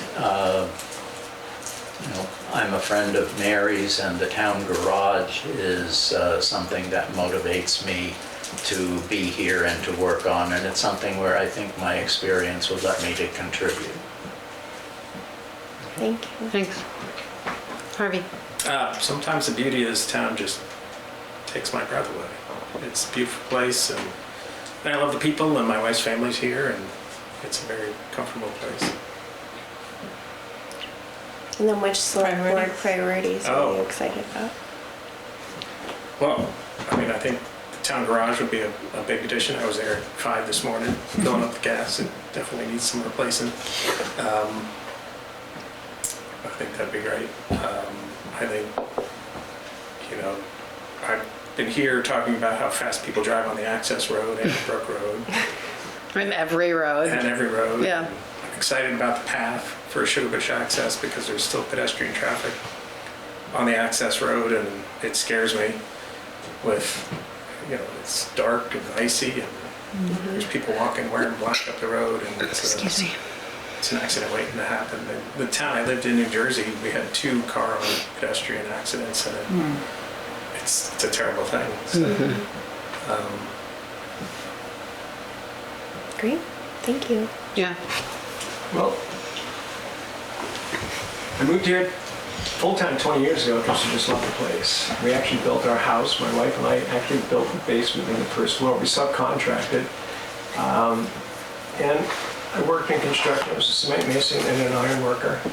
So the town garage, and that is something I would be interested in because there are ways to do things, and I don't know all the details. I know we've been talking about it for probably 17 years. Thanks, Jackie. So I'm glad we're finally coming to resolution. I think those guys need a good place to work. I mean, having a crappy workplace doesn't instill the best working people. I ran an engineering organization, and I made sure they had a good place to work. So the town garage, getting that done quickly, and making sure that these guys, it's environmentally sound and all that, which I think it will be because we have it, and a good place for them to work. So that would be easy. And the issue of speeding has been an issue. Well, I was town constable for 11 and a half years, so I believe we can solve that problem, but it's going to take some resolution. The only solution, and believe me, I was on the other side of the ticket issuing when I used to drive up here, but with enforcement. And if it's done correctly and not like draconian, but judiciously applied, you can control speed.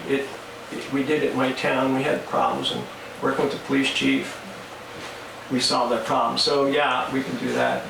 But I just want to see the town prosper. I know we have big issues with housing, and I think I could help there because I did work with developers.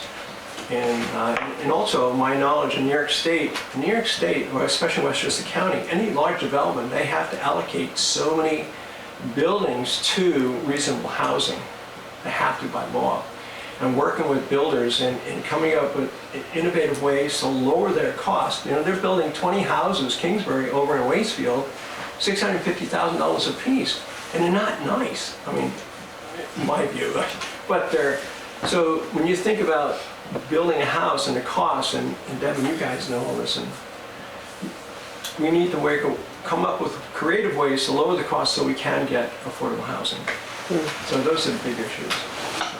Thanks, Chief. Those are my questions. That's it? Yes. You're sure? Yes. Anything else come up for you at the moment? No. Yeah, I do have a question or two.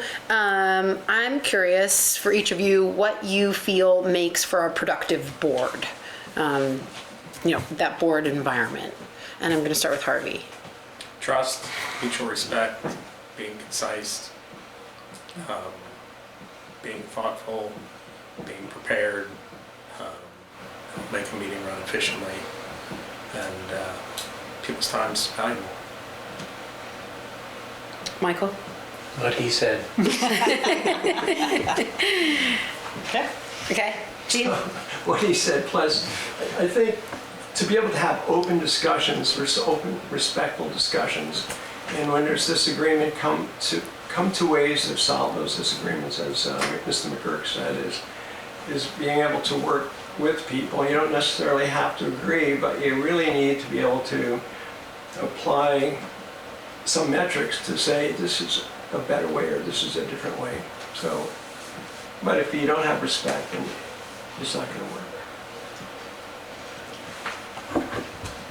If I can add one thing. Please. At town meeting in Lexington, we had one person who spoke for 10 or 15 minutes at every meeting. And he once in a while had a good idea, but most of it was not. And I said to him, let's work together and I will help you present your ideas in a way that won't annoy everyone. And he said no, he resigned from the town meeting. He said he really wanted to listen to himself talk. He was honest. He was honest, but it had to be pointed out to him that what he was doing was just wasting everyone's time. And town meeting there was 200 people in the auditorium for 5 nights for 4 hours a night. It was, Wow. Yeah. Oh, wow. Yeah. That's a Every commitment. budget item was discussed in detail. Oh, interesting. Yeah. Yeah. Jim, please. Can you, these are appointed positions, can you tell me what the term limit of them are, please? Yeah, so the select board is authorized to appoint Yeah. someone to a vacant seat until the next town meeting, I see, so, or a special election is called and held. okay, so, So a year, March. sort of. Right. Exactly. Yeah. Yep. Thank you. Yeah. Not more than a year, basically. Yeah. Not more than a year. I had a question that. What is your comfort level working with online platforms? Who wants to start? Well, I've worked on online platforms. I actually, in my career with MasterCard and MasterTeller and those guys, that's all we did was online. I don't necessarily like it. I'd rather be dealing with people in person so you can see all the nuances. And actually, when I was working for Citigroup, we had the first telemeeting anywhere with our guys in California. So I appreciate it, I understand it. Transferring information is good, like emails and documents, that's perfect. But when you're having a discussion, I'd rather be face to face, but dealing with Google Notes and this, that, and spreadsheets. Harvey?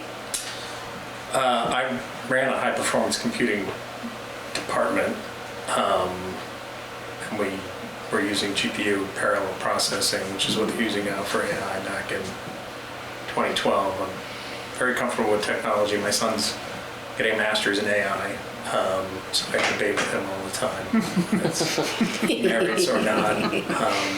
I love technology. It's great. Cool. Mike? So I retired from MIT 2 years ago, but I didn't completely stop working. So in January last year, I finished 2 years of leading a design team for a telescope where there were a number of scientists in Boulder, Colorado. That was where I was nominally working remotely from Warren, and an engineering design team in Italy. So there were, I think, 7 or 8 people in Boulder and 12 in Italy. And the timing was a little awkward because of the different time zones. But all of the engineering documents were shared online, were presented during the meeting. And at different times, we use different things, Zoom, Microsoft Teams, I forget what the others were, but Google Meet, Yeah. they go on and on. Yeah. Okay, thanks. I think one other question that I have is how you view your responsibility as a representative of your constituency, especially in an appointed position, not having necessarily been elected. When you sit on this board, who are you representing? Me? I've always viewed that the people who work in the government represent the people. That's who I work for. As a mayor, that's who I work for. And I'll tell you, it caused some problems sometimes, especially when you're negotiating union contracts with your friends, because all the cops and firefighters I knew. But, and I said at one meeting, guys, we're all buds, but I work for the people of Briarcliff Manor, and that's where my loyalties are, to the people I work with. Mm-hmm. Michael? Yeah, it's the people. It certainly was the people in Lexington for the 9 years that I was representing the people of Lexington. Mm-hmm.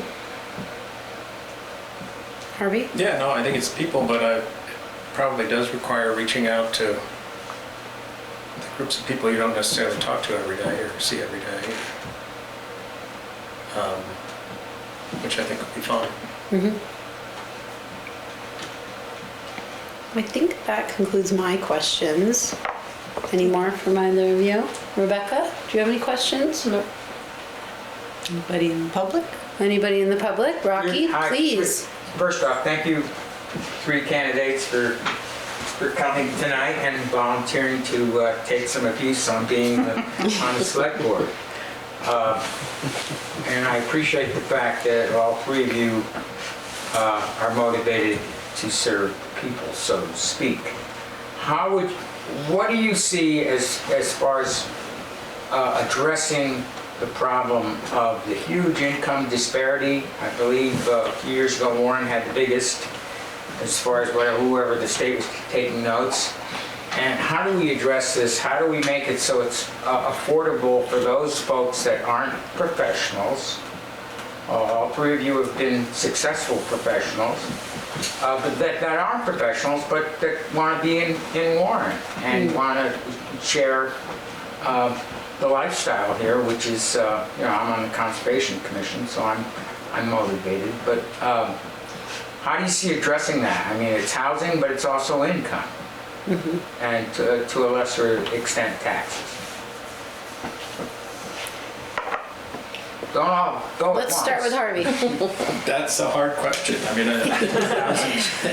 the housing issue, I'm working with Sudbury where the farm is on building houses. Building houses it's expensive, even if the land's free. The building code and the cost of materials and the cost of labor, it's extremely expensive. And it's difficult, I think, to earn that kind of money working in town. So I think it's a challenge. It's definitely a challenge. I'm not sure that the town of Warren has the ability to solve the income disparity in the town, much less in the country. And it certainly is a major issue and has been driving the national politics.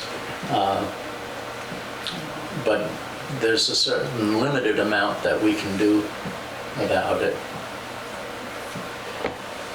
Well, it posed an interesting question, and again, being an out of the box thinker, I do not believe housing is a Warren issue, a Moortown issue, a Waitsfield issue, because none of the town, we're all small. The village I was the mayor of was 8,000 people. That is basically the full-time population of the valley. So when you try to think about each town trying to solve a massive problem, it can't be. It has to be a regional solution. I mean, I lived in New York. I wanted to live on Park Avenue. That's where I wanted to live. But I lived in upstate and took the train to work. So the issue of wanting to live where you work, it is not practical because people commute. That's the way it is. But a reasonable commute is reasonable, right? So if we looked around Roxbury, Granville, and look at all those places and say, how can we come up with a solution as a region to provide solutions? So then we're talking about not spreading the cost over 2,000 people here, or 1,800 people in Warren and 1,800 people. We're talking about, we need to spread that cost. And I think the way it can be done is the government has to, tax rebates, we need to lower the cost for the developers. The government should not be in the business of housing. In every place it is, it's a disaster. New York City, Baltimore, you name it. So we need to incent developers to spend their money. We need to provide a way for them to make a profit. I mean, they're not building houses for fun.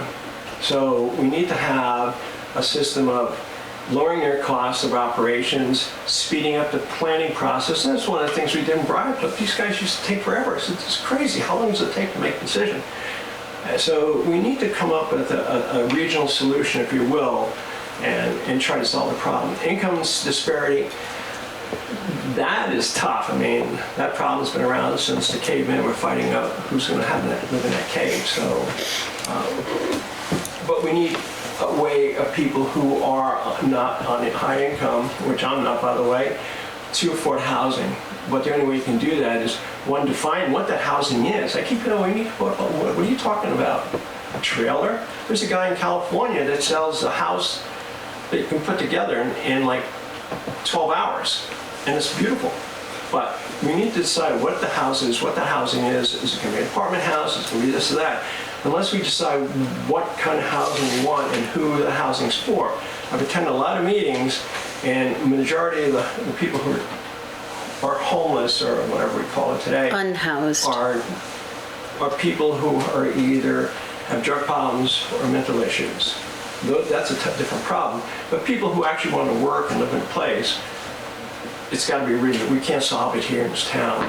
And the state should be involved in, which they're trying to be. So, but Thank you, Gene. yeah, It is a large issue. it is a huge issue. Jim has his hand up. Jim, please. Good evening. So this is actually a question for the board.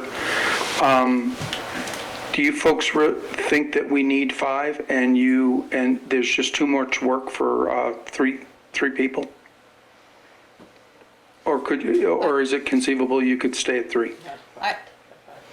I would answer that in that, I think. I don't want to ruin your life, but. Statutorily, I believe we are obligated to, what is the? Forthwith fill the seats. So, to answer your question, I think the 3 of us, with Rebecca's help, have a pretty good process for managing the workload. So I'm not like, oh gosh, we gotta get 2 more people in here to help.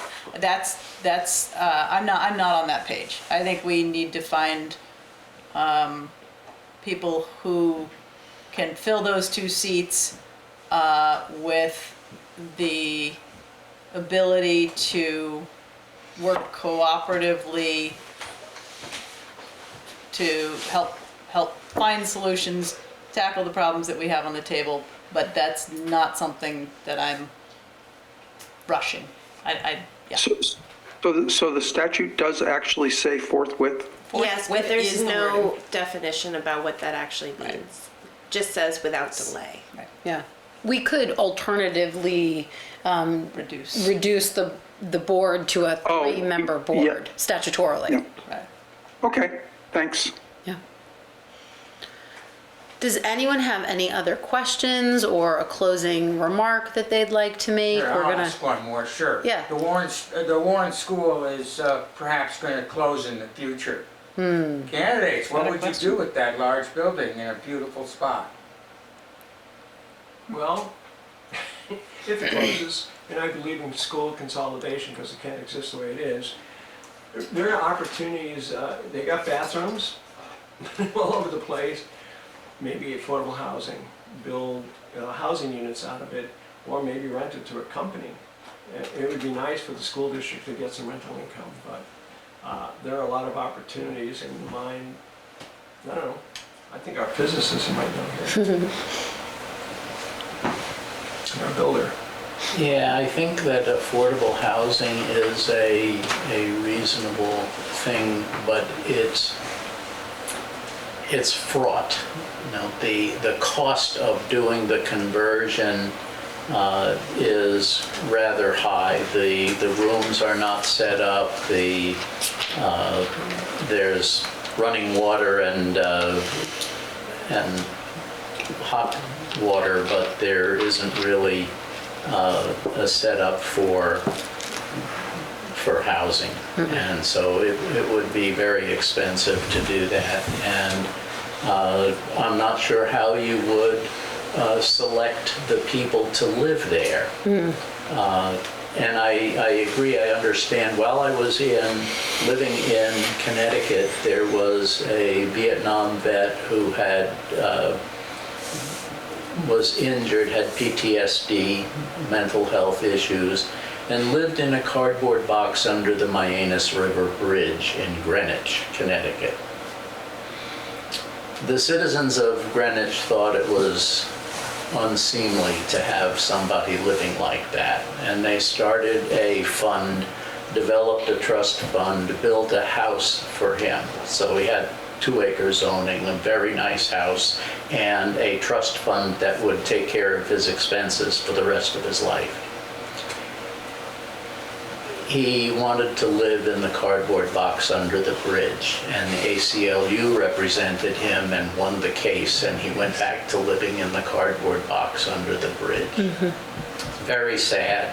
We have major mental health issues, not only in the country, but particularly among veterans. The veteran suicide rate is enormous. I mean, there's just so much to be done.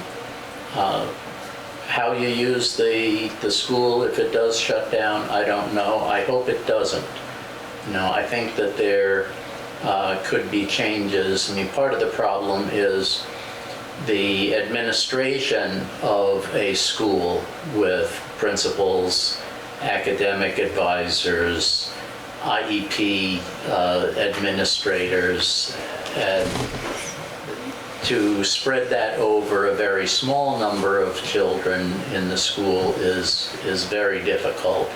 And it may be that rather than reduce the number of schools, that a better way would be to have the administrators serve several schools rather than a single one. Because the kids spend a lot of time commuting, as is now, and with the proposals I've seen, it's a lot more time commuting for the kids, and that's wasted time as far as I'm concerned. Thanks, Michael.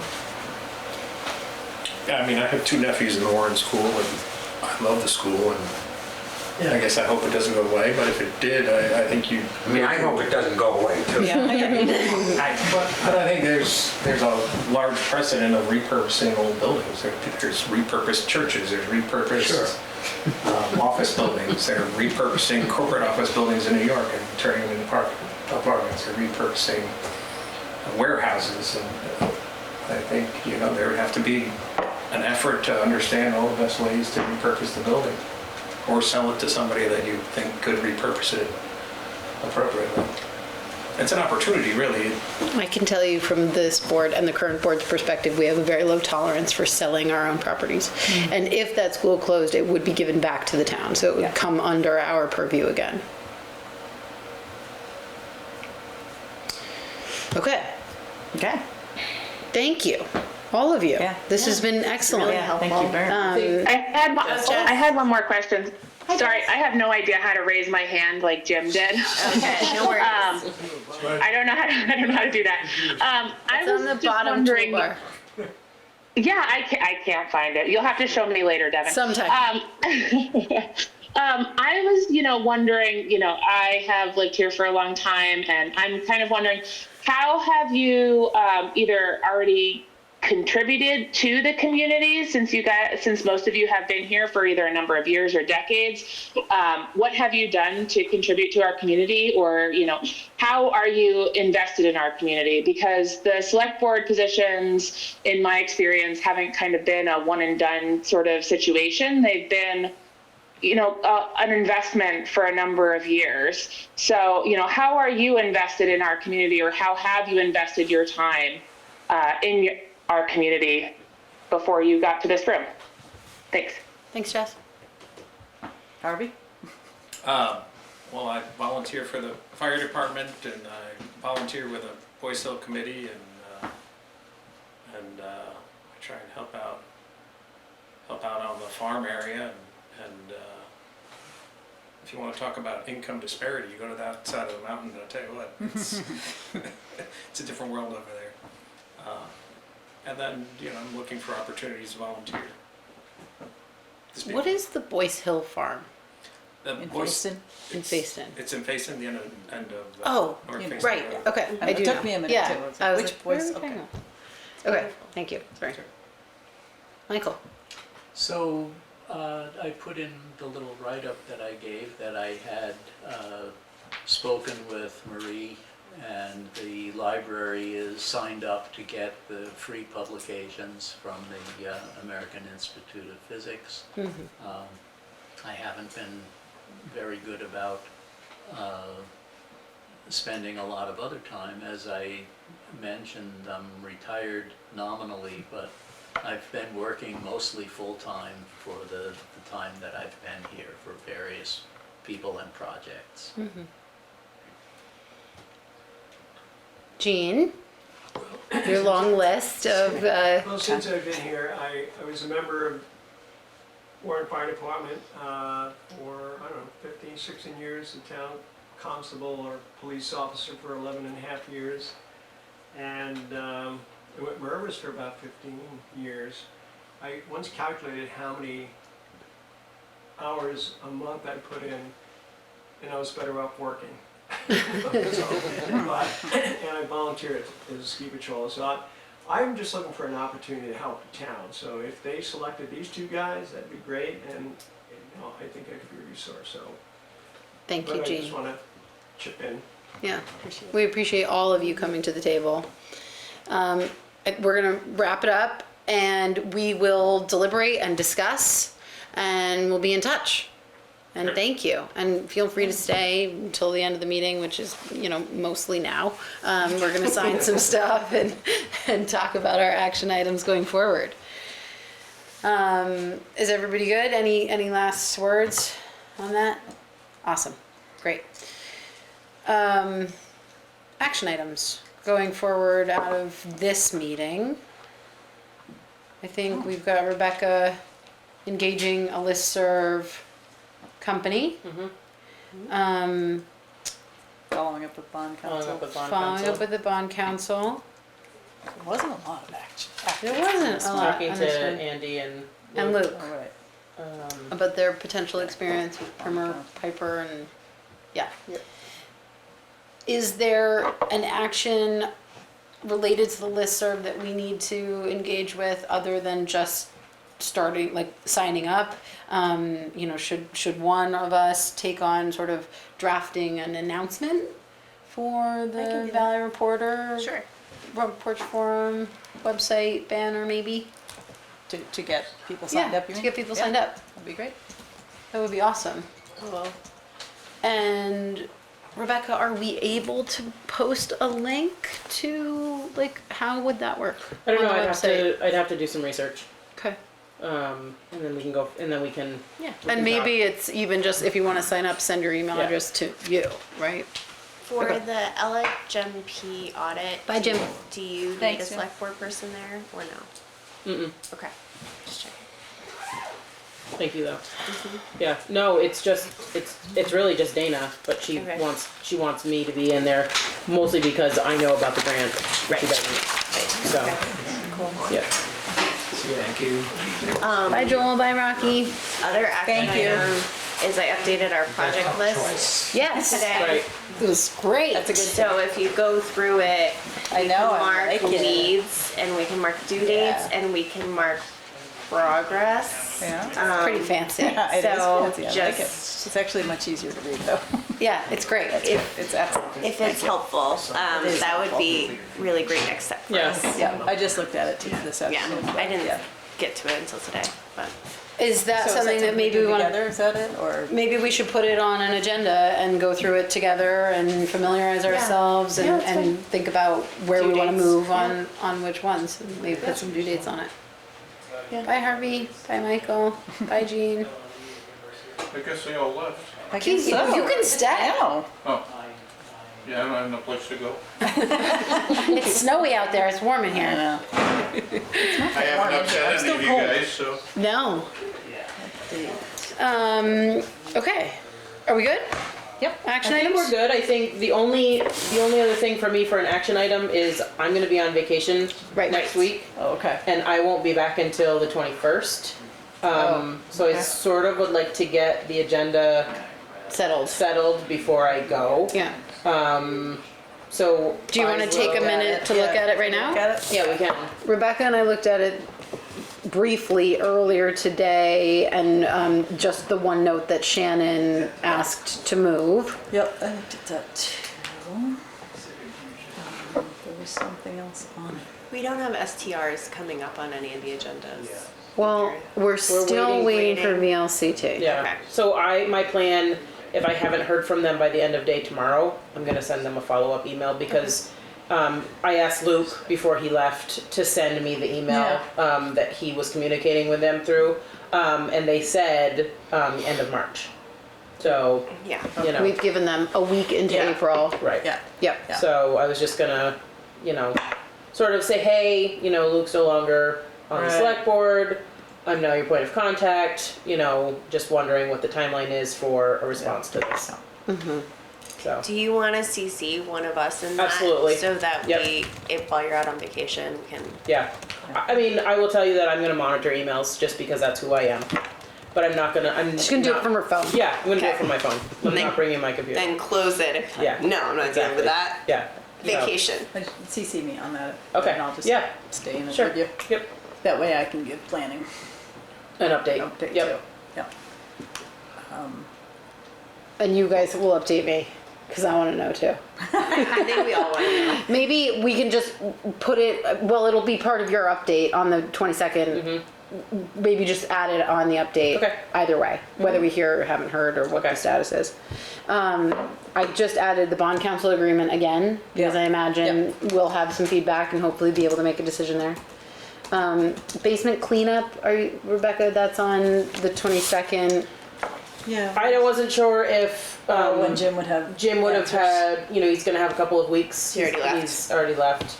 So if there's any update, we can just say, Maybe we should just. And the Historical Society meeting is on the 16th, so he'll have some.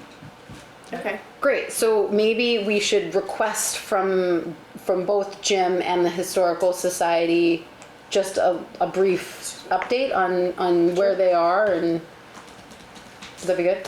Even if it's just a statement. Yep.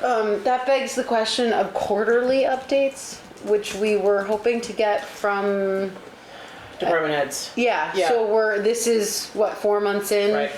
So we're a little bit beyond, Yep. I can. Quarter. Do you want to do that on the 22nd? or do we consider January, because we went through budget season, so like we're right on track and start We're scheduling right on some- track. Yeah, And then the next update will happen end of summer, and then end of August, we're in budget season again. or, right, Yeah. yeah. So, do you feel like the fire department or Well, I know the planning commission discussed yeah, coming maybe, in, and maybe. I was just looking back at my notes about when they wanted to. Well, it might make sense to invite them to the meeting on the 22nd because they will have had their public meeting on the looters. I would, maybe can you just check in with Ruth? Because there was something specific that brought it up for them that they had to do and wanted to bring Yeah. to the meeting. So I just know they have something on there. Yep. Great. So, I and don't if the think we're gonna have 22nd. we're not gonna have all the departments at one meeting. No. So we'll spread No. them out anyway. Yeah, so I mean, let's. that would be fun, but Yeah, no. Let's start that process. And, Yeah. and also, if there is a department that feels like, hey, we're just still doing the same thing we were doing and we don't need to come in, that's okay with Yeah. me. Yeah. If they are more comfortable with a little email that we read, fine. Okay. I That just might want be the public. Andrew's- That's just gonna say, that's what Andrew's gonna say. Yeah. And we've been in such close contact with Andrew Right. anyway throughout the spring, so I think that's okay. All right. Yeah. Sounds good. Might be nice to hear from Ruth on, zoning, Okay. like what's happening in build permit world, right? And when you reach out, you'll reach out to Jim about the basement and the historical update, Yep. right? Okay, cool. I need to send What else? cookies to the road crew for keeping my road from washing away. Last week. What happened down by you? I haven't been that way. The culvert on the top of the road Oh, it failed, failed, yeah. and it just started like a third of Yeah. the road was just a river. Bye-bye. Yeah. Yeah. Yeah. Well, good job. Yeah, 2 culverts during mud season have failed. Yeah. Yep, one on Senor, and then the one up by you. Would you check in with Ron? That's his Oh, name. yes. Yep. For the town hall garage doors? Or Yep. do you want me to do that? Yep, I can do that. Okay. Garage door. Yeah. Town hall doors. Town Doing hall garage doors. doors of the town hall. And I'm hoping that I will have an update on the sign. Great. Updates. Sign updates, sign From restoration. Wood and Wood? Yeah, From what it thank would. you. Yep. Okay, cool. Just peek at that list. Yeah, please. Thinking.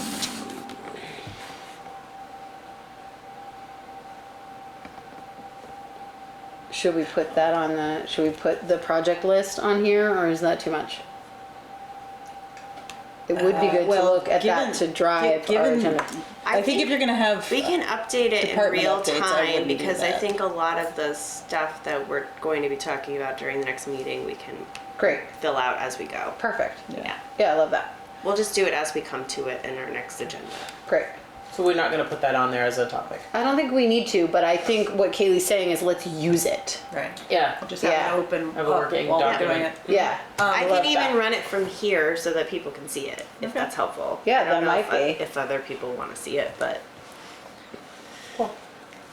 You want other people to see it. I mean, it's beautiful. It is beautiful. It is pretty nice. It does make my did- organizational mind really happy. Did you reach out to Nick about the comments on the looters? I did, and they're there, and we are dinosaurs. Because it requires Acrobat, Oh. which we're probably not running on our computers now that it's no longer free. So Rebecca and I solved it for me. Like I have an online account with Adobe Acrobat, Okay. and we uploaded the document into my online account. I have Acrobat Pro. And on my Nick computer. gave us think I have a comment And he summary. did give us a comment summary Okay. as well. However, Did we? Ruth reminded I'll send it to you right me, now. Devin. Ruth reminded me that we technically can't do anything with that document because it sits with the PC right now. Yeah. And so until they have their public meeting, we can't do, we can share the comments with you guys, but you guys as a board can't do anything with it. I'm wondering, yeah, okay. And that was the big question, was whether the PC should be reaching out for that information. Would it be better to have them know what the comments are before they go to their public hearing? Ruth didn't think so. And she's seen the comments. No, she has not seen the comments. Well, that's confusing to me. It feels like it. Okay, I don't know. I would have imagined that we were like doing the legal review on behalf of the planning commission, and we could give it to them, and they could make the edits before their public meeting, if they're legally, necessary. That's not how This has been the whole, back and forth. right, cart for the horse Just from glancing at some of Nick's comments, it's more, would you say wordsmithing? Yes, and there, he points out this verbiage is not in line exactly with state statute. Right. Maybe they should be more similar. Often. That's very often the case. Yeah, okay. So most of it is Or- more It's like semantic, continuity Yeah. with statute and within the document itself. than the intent or the Definitely. yeah. Definitely. I didn't see anything, but I haven't read Yeah, a lot of the yeah. comments because I haven't been able to see them. But the few that I did read, none of them were If you can just about, forward I me just the- did. Yeah, thank you. Did you both of forward you. them both? The comment summary? Yes. And the, okay. And the okay, document. Okay. And Jim so- jumped back on in case you had a question from about the basement. Oh, Jim, your ears were itching? Nose was twitching? What is Gone. that? Oh, no, he's still. No, I'm sorry. I'm just being persnickety. I don't see the statute that says you have to do this. Have to do what? Oh, appoint a select board member forthwith. We'll send you the FAQ. Right. Yeah. We'll send VLCT it. Because I'm looking at the statutes and it just says you may do it or you may not. Vermont League of Cities and Towns, we reached out to them and they gave us the FAQs on it. Rather than us discussing it right now, why don't we just have Rebecca forward Yeah, we that can to you? forward that to you. Are you? Yeah, I'm sorry to interrupt, but I was, It's okay, so Jim. why were my ears Because we were burning? talking about you. And the Oh. potential for you to give us an update on your meeting with the Historical Society and basement cleanup on the 22nd. Yeah, that's fine. Please and thank you.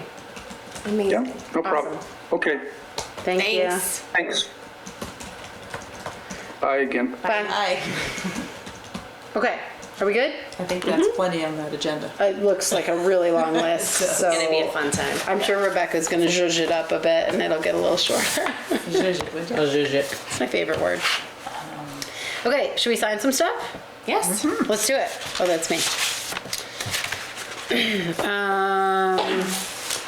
Accounts payable and payroll. Move to approve accounts payable in the amount of $27,260.02. I'll second, but I have a question. Yes, what's your, I just any wanna ask discussion? A question, because I still don't understand what this word is.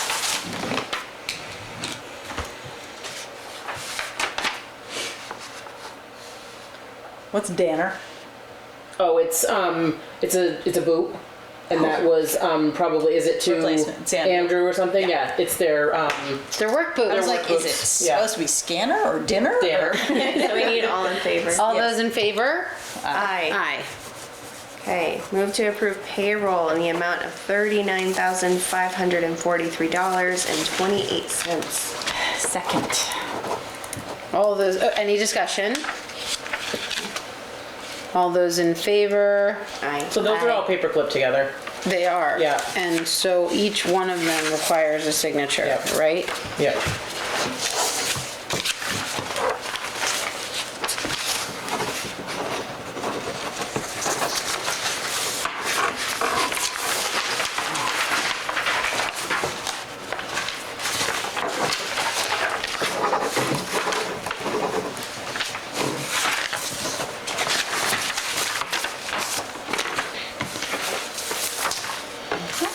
Okay. Capital budget transfer request. Does this need everybody or just me? Just show it. Just me. But the And then I liquor think it looks like license. the minutes got stuck to the back of it. And the minutes of March 18th, 2025. I'll move to approve. Second. All those in favor? Aye. Aye. Okay, that one's done. This one needs you still. How did we miss that? Sorry. It's fine. It's hard with only 3. It's just, and then we have liquor licenses. Third class restaurant and bar license for Cold Spring Spirits. Where's Cold Springs? Cold Springs, right across from me. On the airport road. Oh. The other Johnny Egan. Yeah. Yes. They have a tasting room. Right. I Do we move hear to a motion approve. To approve? Second. Yeah, Mad River Distillers. All those in favor? Aye. Aye. Aye. Yeah, Mad River's good. And a first class hotel license for Sadie Dog LLC. That is not Tracy Kelly. Oh, is that what it says? Yeah. Brooks Bradley, right? Sure.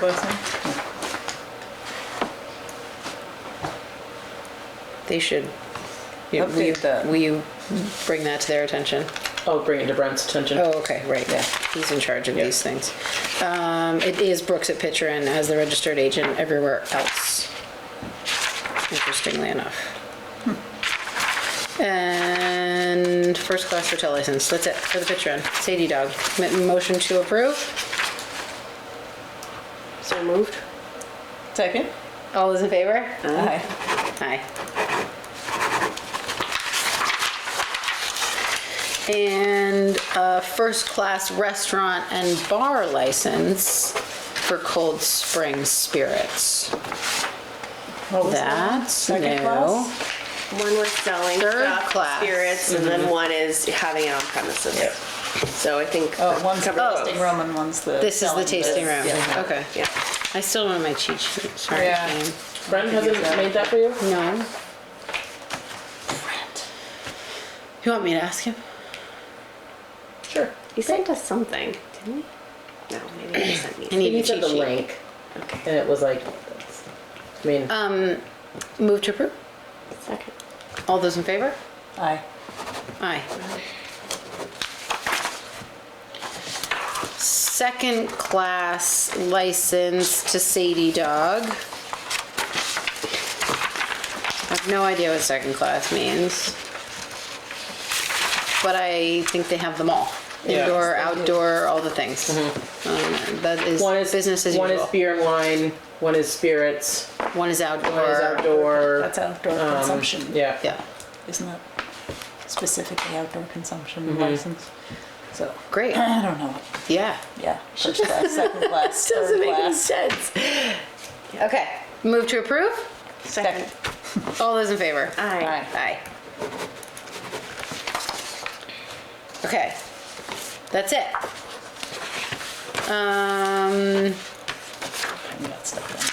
I think we have an executive session for personnel. Do we hear a motion to move into executive session? I move that we move to executive session for personnel. You guys have a good night. Thank you very much, Keith. Keith. Nice to Welcome. see you again. And it doesn't have nothing to do with the board. Did the two people resign before the town meeting or after? Their terms were up, so they Yeah, just the didn't terms were run. up. Oh, okay. Yep, I they didn't just- understand. I just thought it was They weird. were that tired out. Yeah. I was a safety person for a fraternity for 10 years. I understand exactly. They're done. Thank you. Okay, I'm gonna end our Zoom. Thanks, everyone. Did we vote? Thank you. Oh, Second. All those in favor? Aye. Aye. Aye. Thank you.